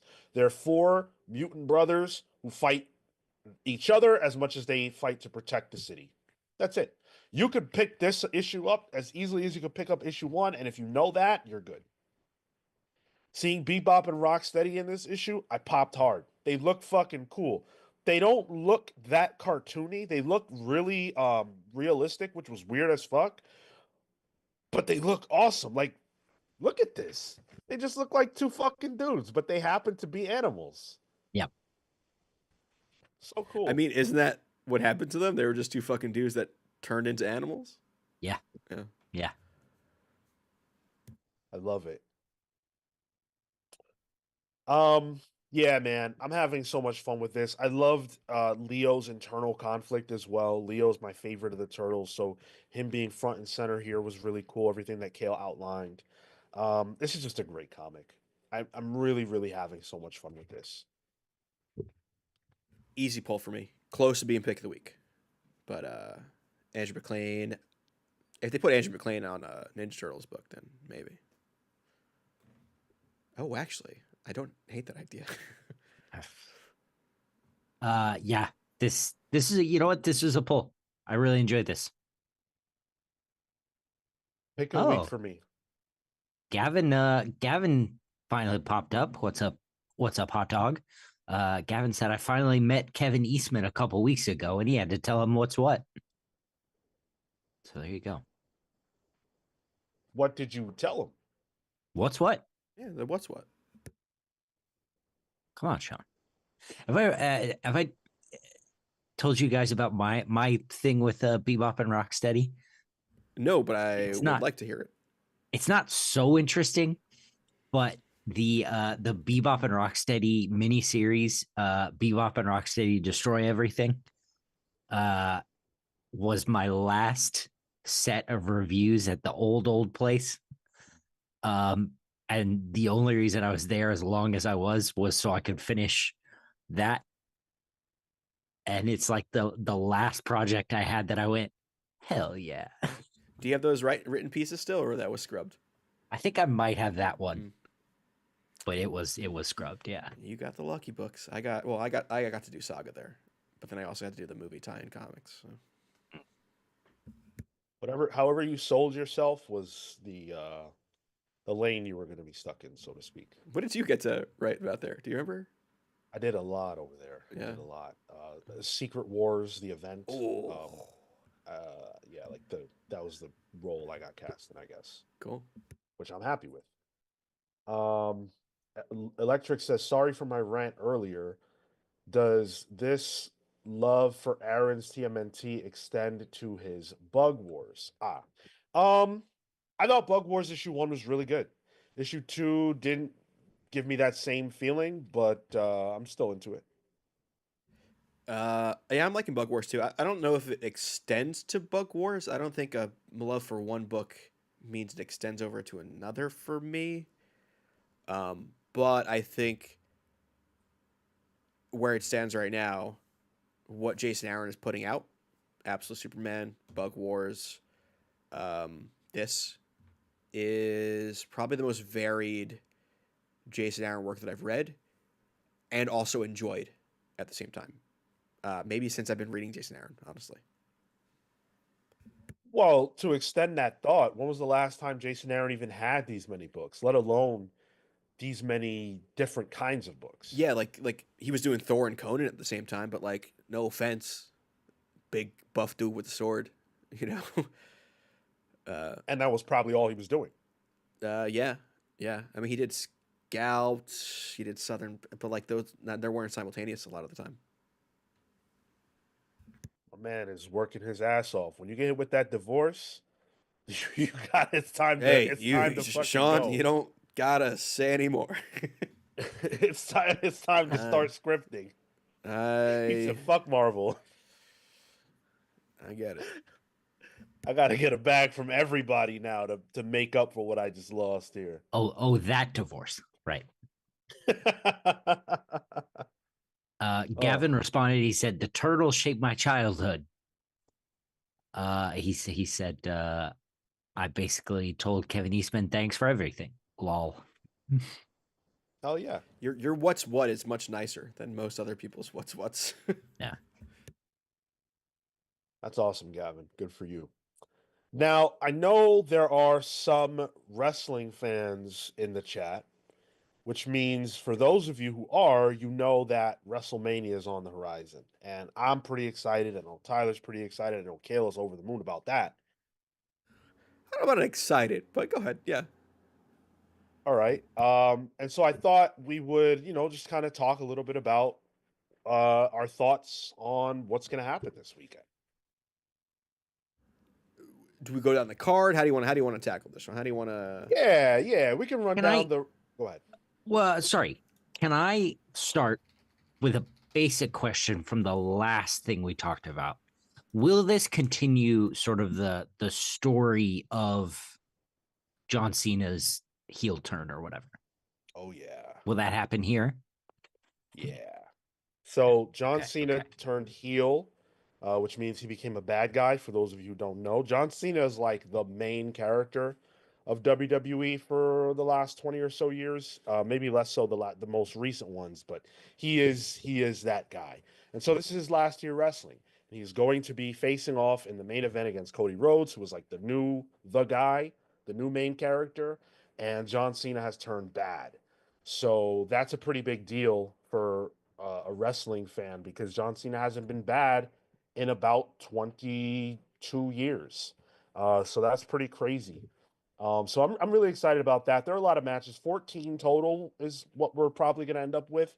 And yeah, we can just quickly run down this card and, just give our thoughts. So on night 1, we know we're getting Rey Mysterio versus El Grande Americano, which How do you explain is, that one to Cale with no context? What do you think that is, Cale? El Grande Americano. I can tell you that's my Starbucks order. Damn it, you beat me to the joke. That's barely a joke.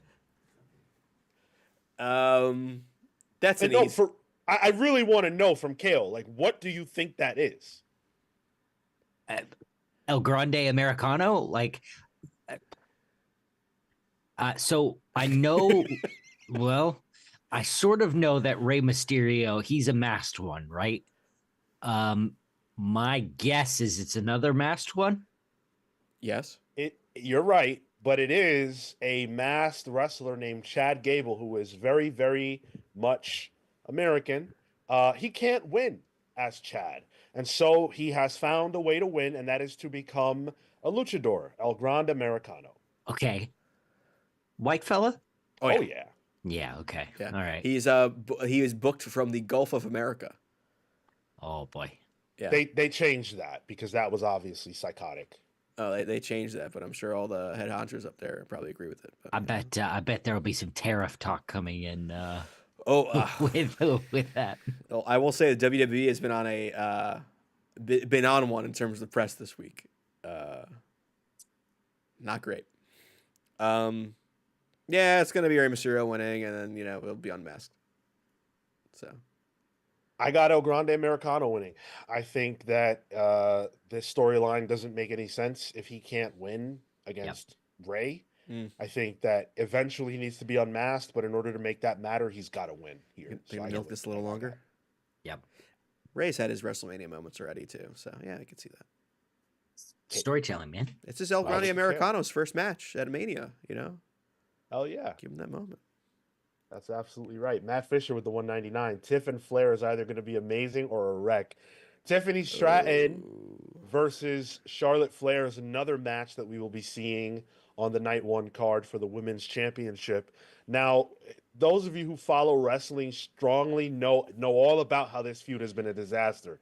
So basically, Charlotte Flair, if you know anything, you probably know the Flair name. Ric Flair, the legendary wrestler. Okay. This is his daughter. Yeah, he's great on plane rides. And she is what Ric Flair is to men's wrestling, she has sort of become to women's wrestling.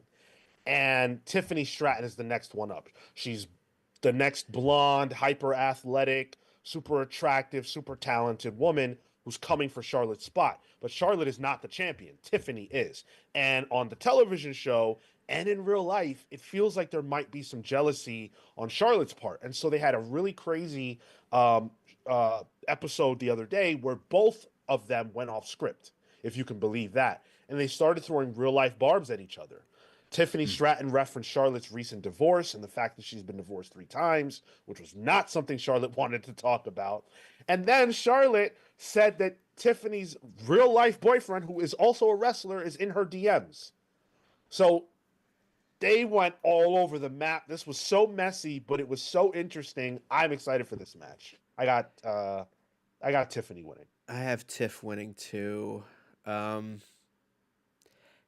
just saying, track record, this happens a lot with Charlotte. She had a thing with Becky. She had a thing with was it Rhea? No, she had a great match with Rhea. Here's the thing: Charlotte Flair, a wrestling capability, one of the best, if not the best. I think she came back from being hurt, was supposed to be a face. The crowd did not give a shit about her being a face, and that hurt her feelings. It was like, oh, I'm finally back after being hurt. I'm going to be the baby face that I wanted to be. The audience was like, nah, we're not into that. And then they shifted that storyline-wise to coincide with the reaction, and she has not been okay with that. And that has gotten in her head. But hey, it makes for good wrestling, right? As long as nobody's actually hurt, who cares? Yeah, and hopefully this tension between them translates into chemistry in the ring. Sometimes it does. Sometimes That Charlotte Rhea match, was it last year, 2 years ago? Fire. Yeah. Fire. Banksy Main said, so she likes to ski like Rick. I wouldn't be surprised. I mean, I wouldn't be surprised. Jade Cargill and Naomi. Jade Cargill looks like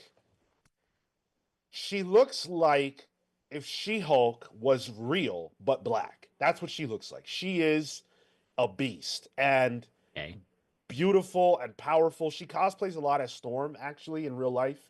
And you look at her and you just know she's somebody great. And she was pushed off basically the equivalent of a cliff onto a car by Naomi, betrayed, right? And so she came back for her revenge. And she came back dressed like the bride from Kill Bill. And she came back and she whipped Naomi's ass. And now she's going to get her lick back fully at WrestleMania when she goes one-on-one with Naomi, except that I think Naomi's going to win this match. You Oh, you're muted muted. yourself. I think it's going to be Jade, just because I think they see huge things for her. But I can see Naomi because this is her first time being heel, really, right? Since like debut. the bad, what was it? It was a group of her, Yeah. Sasha, and Tamina. Yeah, and it wasn't Cameron in that too, or that was after. That was the Funkadactyls. That Oh was boy, before. let's not talk about that. Yeah, I think it's gonna be Jade. I just think it's a wild stat. This is the first women's singles match without a stipulation in WrestleMania history. Is it in I don't think it's in history. In history, without a title, Is it? no stipulation. Okay. Yeah. Interesting. So cool, we're there finally. But yeah, let's see what she cosplays as. They're gonna give her some pyro. Her entrance is gonna be wild. Oh yeah. War Raiders versus New Day. There's no real story here. New Day's bad day now. They need to win as heels. Agreed. Yeah. LA Knight and Jacob Fatu. Not really any story here either. LA Knight. Jacob Fatu is hot right now. You need to pull the trigger on him right now. He's a star in the making. I don't think pulling the trigger looks like winning the U.S. title. I think he's got to go fight Solo Sikoa, and I feel like there's going to be shenanigans here that lead to that for Backlash. Oh, okay. So you think Solo cost him the title, possibly? Yeah. Okay. Yeah. All right. Yeah, I can see that. Jey Uso and Gunther. So Jey Uso is like the people's champion in the sense that he is super popular. Like he does this thing, the yeet, right? He goes like yeet, and the whole crowd does it with him. He is so over. And Gunther is like the perfect physical specimen. Over means popular. Gunther is like the perfect physical specimen. But he's like this evil villain from Austria who is a perfect wrestler who believes that the mat is sacred and that Jey disrespects it with all his eating and having fun and stuff like that. Jey won the Royal Rumble, which is a huge honor, but nobody believes he could beat Gunther because Gunther's already beaten him like 3 times. Yeah. Which is exactly why I think Jey's going to win this match. Yeah, it's there. Yeah, it's opening Saturday. That was confirmed. Oh. Which is like, man, Gunther deserved Seth. Gunther deserved Punk. But Jay's gonna win this, unfortunately. I'm a huge Gunther head. I was watching that guy wrestle in church basements. So seeing him, at Mania is awesome. And I used to watch him when he was a fat boy. He was a big boy, like, bigger than me, much bigger than me. And now he's just like this Indiana Jones villain now. Awesome. Love him, but Jay's winning, unfortunately. I don't think Jay has it for too long, though. That's the thing. SummerSlam, I think, is when he would probably drop it. Jay is a twin, and Gunther basically bathed in his twin's blood and made Jay watch. He made him bleed. He wiped his blood on his body. He made this shit personal. Yeah, great. Gavin Guidry asked, do I want to watch my first WrestleMania in like 28 years? I think so. Why not? Yeah, why not? If you got Peacock, just give it a shot. And if you don't, free trial. You can cancel it after it's done. It's 2 nights too, so pick your night. Yeah, hey Gavin, why not? Yeah. If you can listen to us and also draw at the same time, wrestling is definitely you could do as a side viewing. Yeah, and I think there's so much synergy between wrestling and comics anyway, man. Like I when you look at Daniel Warren Johnson comic and you see what he peppers in from wrestling, it's not even just the moves. It's like the posability and it's understanding what part of it to show and what selling means in the context of a comic book versus a wrestling match. Like there's so much to it. And Gavin says he does have Peacock. So I will say, don't watch WrestleMania. Watch Poker Face starring Natasha Lyonne. Very good show. There we go. Mike Hank asks about our Discord, and here's the link to it. If anybody wants to join, there's the link to the Discord server. And then the last match that we have to talk about for Saturday is CM Punk, Seth Rollins, and Roman Reigns, which is very likely going to main event that. I mean, it's definitely main event that show. Yeah. This is a love triangle. Ooh, yeah, it is kind of. Okay, now we're talking. So Cale thinks Paul it's Yowie. Heyman. Paul Heyman is the wise man to Roman Reigns. Wise man in this context basically means manager. He's his manager. He's his, he takes care of everything for him. And there's a power associated with having Paul Heyman on your side. Anybody who Paul Heyman is aligned with is typically a winner at the highest level. And he's been with Roman. But CM Punk is Paul's best friend. They go back a ways. And when CM Punk was going to get fired well over a decade ago, Paul Heyman went to bat for him. This is soap opera storytelling just the same as like Days of Our Lives. All this shit is real stuff from decades ago that they're playing with now. So CM Punk and Roman are vying for the affection, essentially, of Paul Heyman. But Paul owes CM Punk a favor. And the favor that CM Punk has asked for is for Paul Heyman to walk CM Punk down the aisle and be in his corner for this match. He asked him out to date. Down the aisle.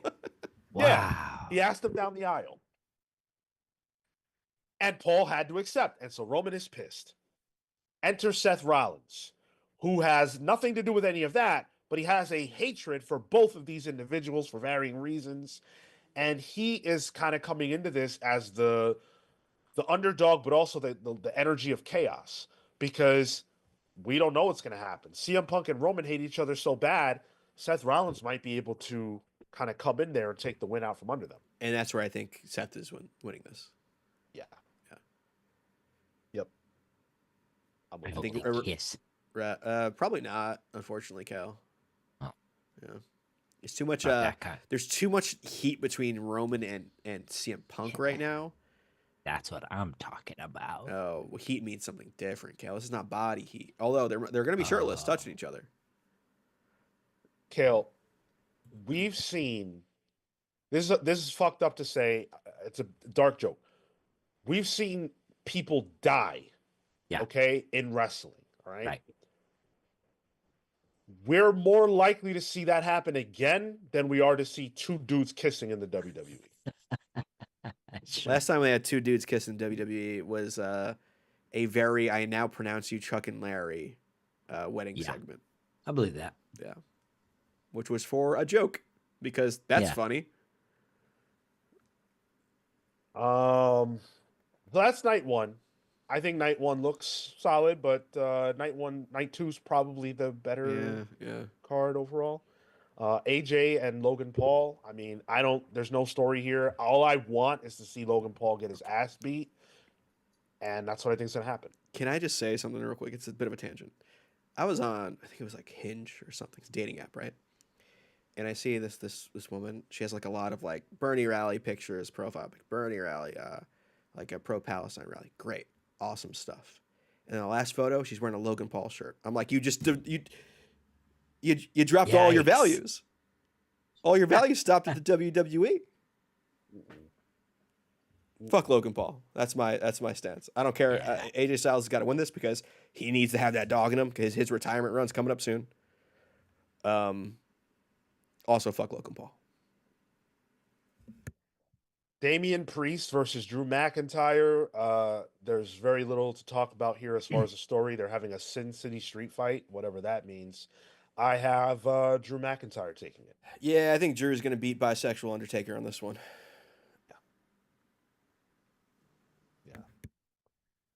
Braun Breaker, Penta, Finn Balor, Dominic Mysterio for the Intercontinental Championship.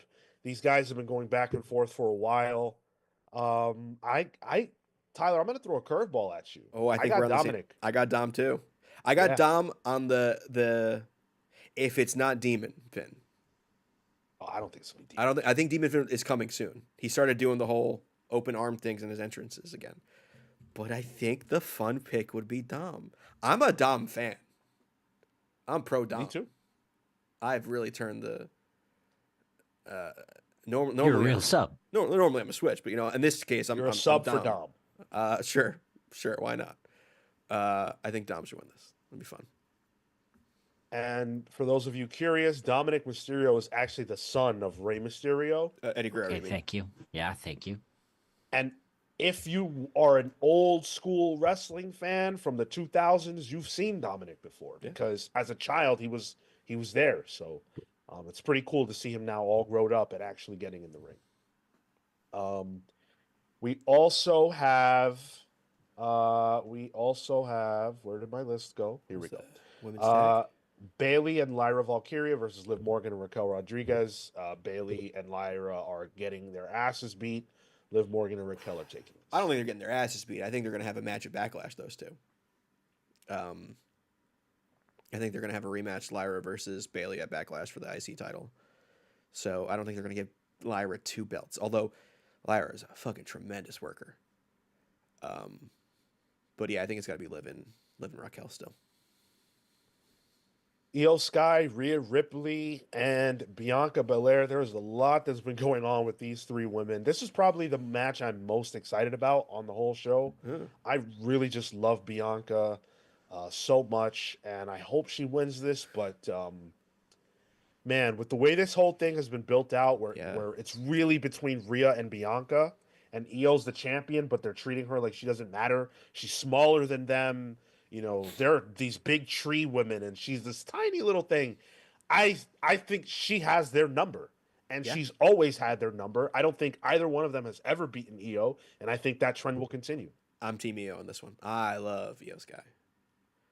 And I think you're right, Sean. Like Bianca's great, Rhea's great. They've had the WrestleMania moments already. Those 2. Give it to Io. I think she's been a tremendous worker since she's been in the WWE. Give her moment. And it also, like, if she loses, then it invalidates this quick run she had.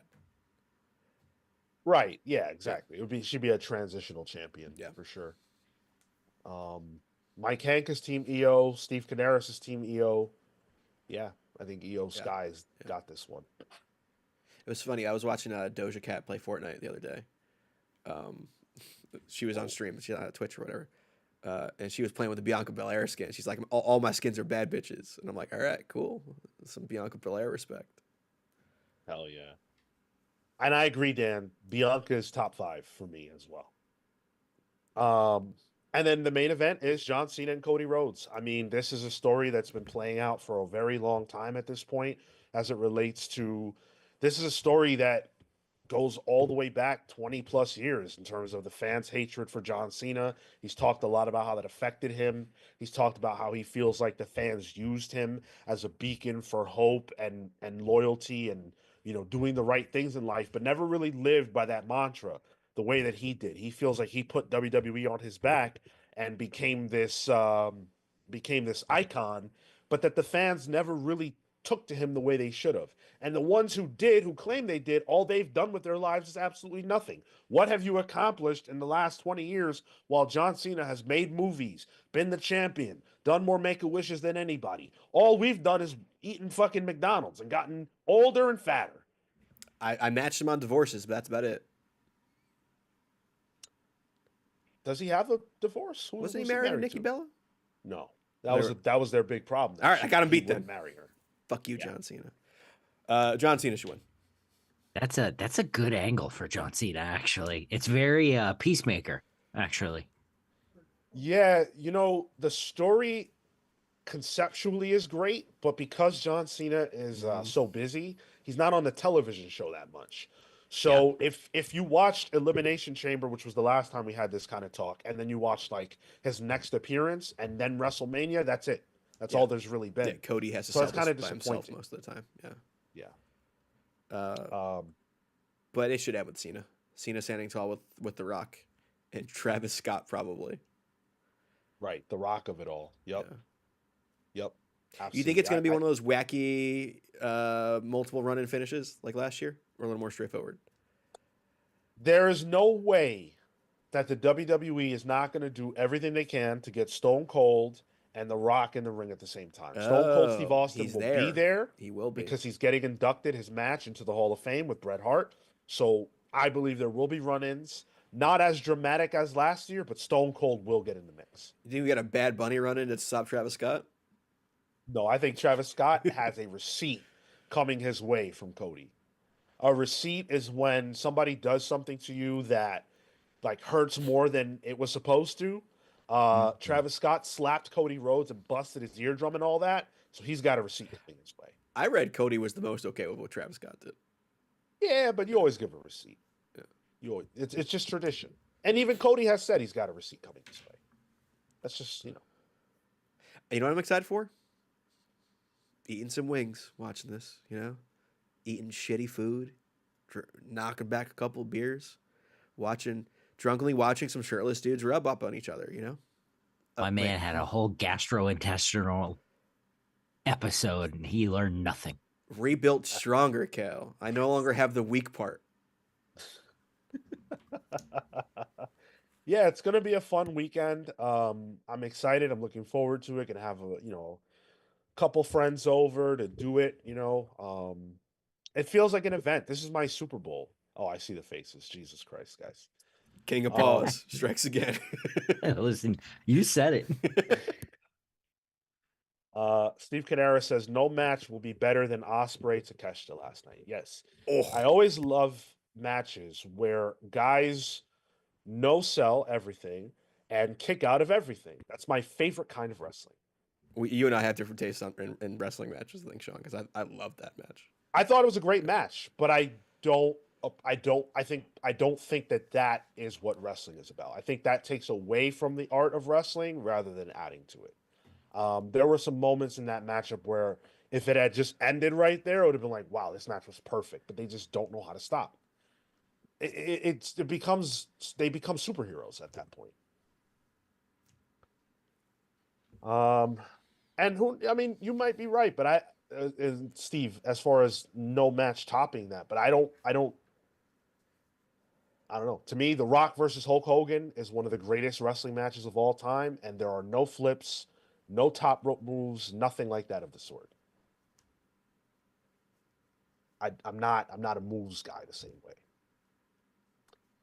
But yeah, if you're going to be watching WrestleMania, hop in the Discord, the wrestling channel. Yeah. You can leave some comments there. We'll be talking about it. It should be a good time. Also got NXT in the fucking 9:30 a.m. while we're doing the podcast. So join us for Palace Polls on Saturday. Instead of watching NXT, watch that after the show, guys. Or same time, whatever. Wait, join us for Pals Polls? Or what's the other one we do? The Comics Pals. Play our name. Yeah. All right. Let's do the stack before we get out of here. That's why we retained our audience. Get them numbers in. I'm with you on that, Tyler. I'm surprised we retained the audience as well. Thanks for hanging out. That kind of tells me maybe there's some more wrestling fans in the chat than I realize. Oh, that's an audience we've been flirting with. These people are just waiting for a wrestling podcast. I would love to do it. There's too much wrestling right now. There's one every day. You can watch wrestling every day. There's too many comic books right now, and yet here we are. I spend more time watching wrestling than reading comics, unfortunately. Well, hard to do at the same time too. I do it during commercial breaks. I watch a lot of wrestling as I read comics. Interesting. Yeah. The numbers I see they're rolling in. Keep them coming. This week was interesting in my LCS. There were a lot of people there. I was trying to figure out why. Spring break, kids are out. Easter, touristy. Superman. Yeah. It's a big week. Yeah. Yeah. Very big week. A lot of big comics that people were picking up, which was cool. It's nice to see excitement. And one thing I saw was again, a lot of younger people. I'm seeing a lot of teens, families, which probably speaks to the Easter deal. But yeah, I'm digging that. See if you can see what these kids are reading. Yeah, go in your You know, comic don't shop and just obviously start no, staring don't at all the talk to them. kids. Don't talk to them. Just see if you can catch a glance of what they're picking out. Just grab a comic, open it up, and just start. Yeah. I, I actually retained one conversation that I heard. There was these three kids. They were in their teens, and they're looking at the books and stuff. And one of them is like, he's like, yeah, this version of Robin is such a badass. He used to kick the shit out of everybody, and now he runs around with guns and all that. He was hated so much that they voted to kill him. Did you know that? Did you know that that was the origin? They voted to kill him. We circled back to Jason Todd fans now. Gen Z loves Jason Oh Todd. God! You know what? We don't need that lost generation. Keep him out. Gatekeeping. I was like, of all the Robins, but then again, it kind of makes sense. Like, I get that. There's a weird, well, maybe it's not weird. There's a whole like fandom around Jason Todd that just, to me, just doesn't deserve it. And I don't mean like, you know, uh the older folks, like younger people who should know better. These kids are just they like their violence in their comics. This is the Invincible fans, right? They're watching Invincible on the Amazon's Primes. They're watching The Boys on the Amazon's Primes. I blame I blame Jeff Bezos for this uptick in Jason Todd fans. It's they're not taking the they need that instant gratification that Amazon brings. Same as Jason Todd. They don't wait around for Batman to lock him up. They need Jason Todd to pop him off right now. Well, this is probably, well, for some teens they could have fallen into this, the Under the Red Hood animated movie, which I thought was excellent. That was a good one. That was better than the comic. I don't know about that. That's the Joe Winnick comic, right? Yeah. I thought the movie was very good. The comic rules. I never read that. I should read that. It's good. Get around to it. All right, Cale, why don't you rattle off those numbers there? All right, here we go. Perennial winner, kicking it off. James Jones says 16 for Sean. Monocle face, thinking face. CW Gordon says 15. Rami Darwish says 15 near. A little bit far away from perennial winner James Jones. If I'm gonna editorialize here, Near says 14 for the stack. Hayden also says 14. Dan Trudeau coming in with 16. Steve Kinnair says 17. Chris says he's 43 years old. Dan says 49 myself. I'm a WrestleMania 1 kid. Wow, that's a lot of numbers. Flaming Jelly Bean says 12. Neon Knight says 15. Mike Hank says 14. We've got Matt Fisher at 425. Justin says 17. My boy Ted Hong says 27. Did you say Ted Hung? Hong. Oh. I mean, who knows? Why? Okay. Oh, it's Ted H.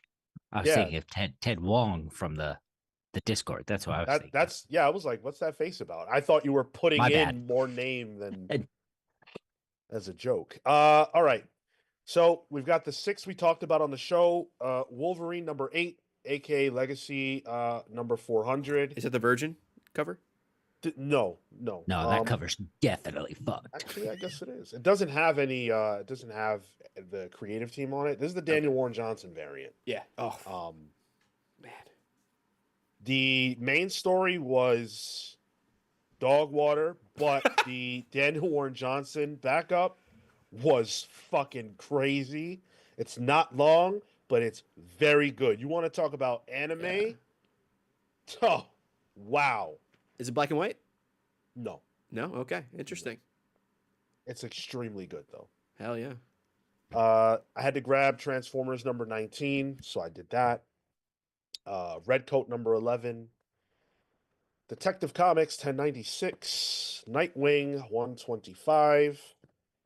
World's Finest, We Are Yesterday, Part 1. Tyler, you got to read this, yeah?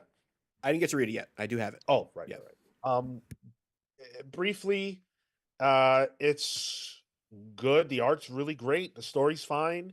I'm just not sure I care about what this seems to be about. It feels like they're tying in this with what's happening in JLU, and I don't know if I want that. Which, they're tying it in because JLU is connected to this. I just don't know if I'm looking for that.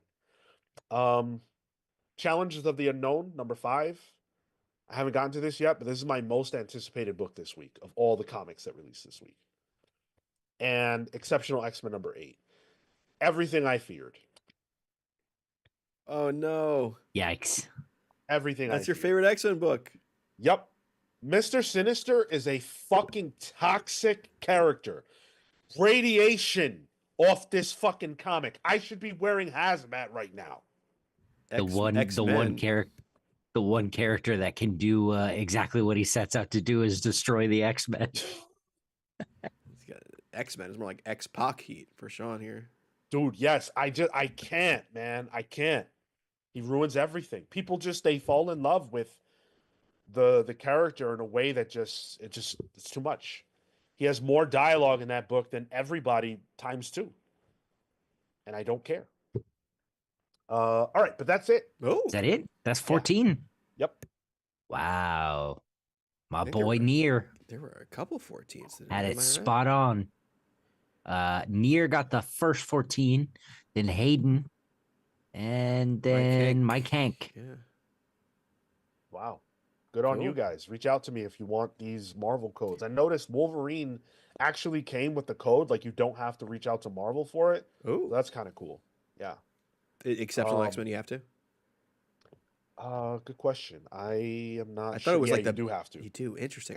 I used to think it was like the books that were quote unquote big would have to, but I guess.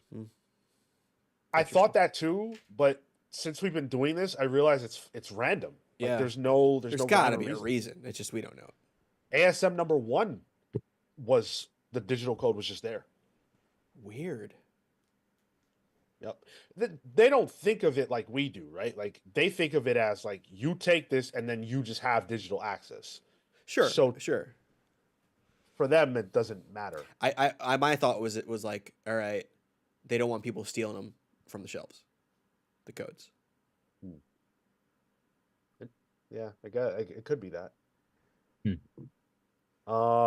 Dr. Cobblestone says, is the current X-Men worth it? Ooh, boy. Ooh. Not to trigger a whole convo, but right. But in piecemeal, like, some books you might enjoy, some you won't. For me, I enjoy Exceptional, I enjoy Uncanny, and X-Force, which is ending. As a line, no. As individual titles, yes.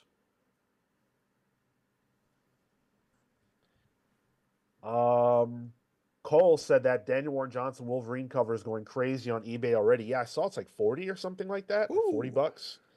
They said 1 per customer at my store. Not that I would have bought another one, but Did Bean get one? Sorry? Did Bean get one as well? No. Okay. No, I'm the only one. That was a normal price cover. Yeah, it's just the B cover. There's a Virgin black and white one that's really nice. Better slap that bad boy on eBay, make your money back. Man, I don't know what would have to happen in my life to start selling comics, but yeah, I'm actually just happy I have it. You get some student loans like me, you'll be thinking about it. Maybe so. The era in general, Dr. Cobblestone, I'm gonna say no. No. No. Not yet. Read Krakoa. Yeah. Not yet. And I don't foresee it being something that's worth it. Especially with that context, he said, "I'm new to the book. I only recently picked up the trades for Dark Phoenix and House of M. If that's all you've read of the X-Men, there's so much good stuff that you can read before you have to trudge through the current era that I would just stay in the past." Yeah, you got new X-Men, you got Astonishing, you got Aaron's run with like Wolverine and the X-Men. House of Powers. Yeah, easily. Yeah, you got a lot of other stuff that you can read, and hopefully by the time you're done with that, we're in a different era of X-Men currently.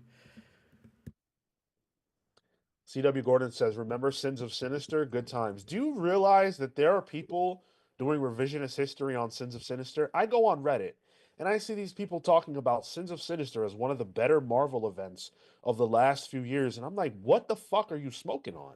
I was about to call BJ from Comics Are Dope out. He posted a new profile picture on Twitter as people are posing with books. And one of them was Sins of Sinister. And I was like, buddy, was this an actual attack on Sean? Was this trying to take mental damage from Sean? I forgot to comment on it, but That's crazy. there you go ahead, Sean. Feel free to put your 2 cents in on his profile picture. I think that book has more value as a bludgeon. Do you have it collected accidentally? Like an Amazon pre-order before it came out? No, you learned your lesson. After Ten of Swords, Yeah. I will never do that again. Did you used to do that a lot? No, I just You I were just I so didn't know into that. Krakoa. We Yeah, were so hot, man. I So don't hot even- on it. I don't even think I had done that before Krakoa. Well, I pre-ordered Ten of Swords and Inferno, mm-hmm. and well, one of them was really good, I thought, and one of them was Sins, or one of them was Ten One of of them was Swords. Inferno. Oh, okay. Bro, I feel the same way. I like Ten of Swords, but that's me. All right, let's get out of here. We've had a lot of fun tonight. Hopefully everybody enjoyed the show. We will be back live Saturday at 10:15 a.m. Eastern. And again, if you are going to be watching WrestleMania, you can use our Discord server as a way to communicate with the community and stay connected as we all watch and enjoy the show. Thank you guys. Hit the like button on your way out. And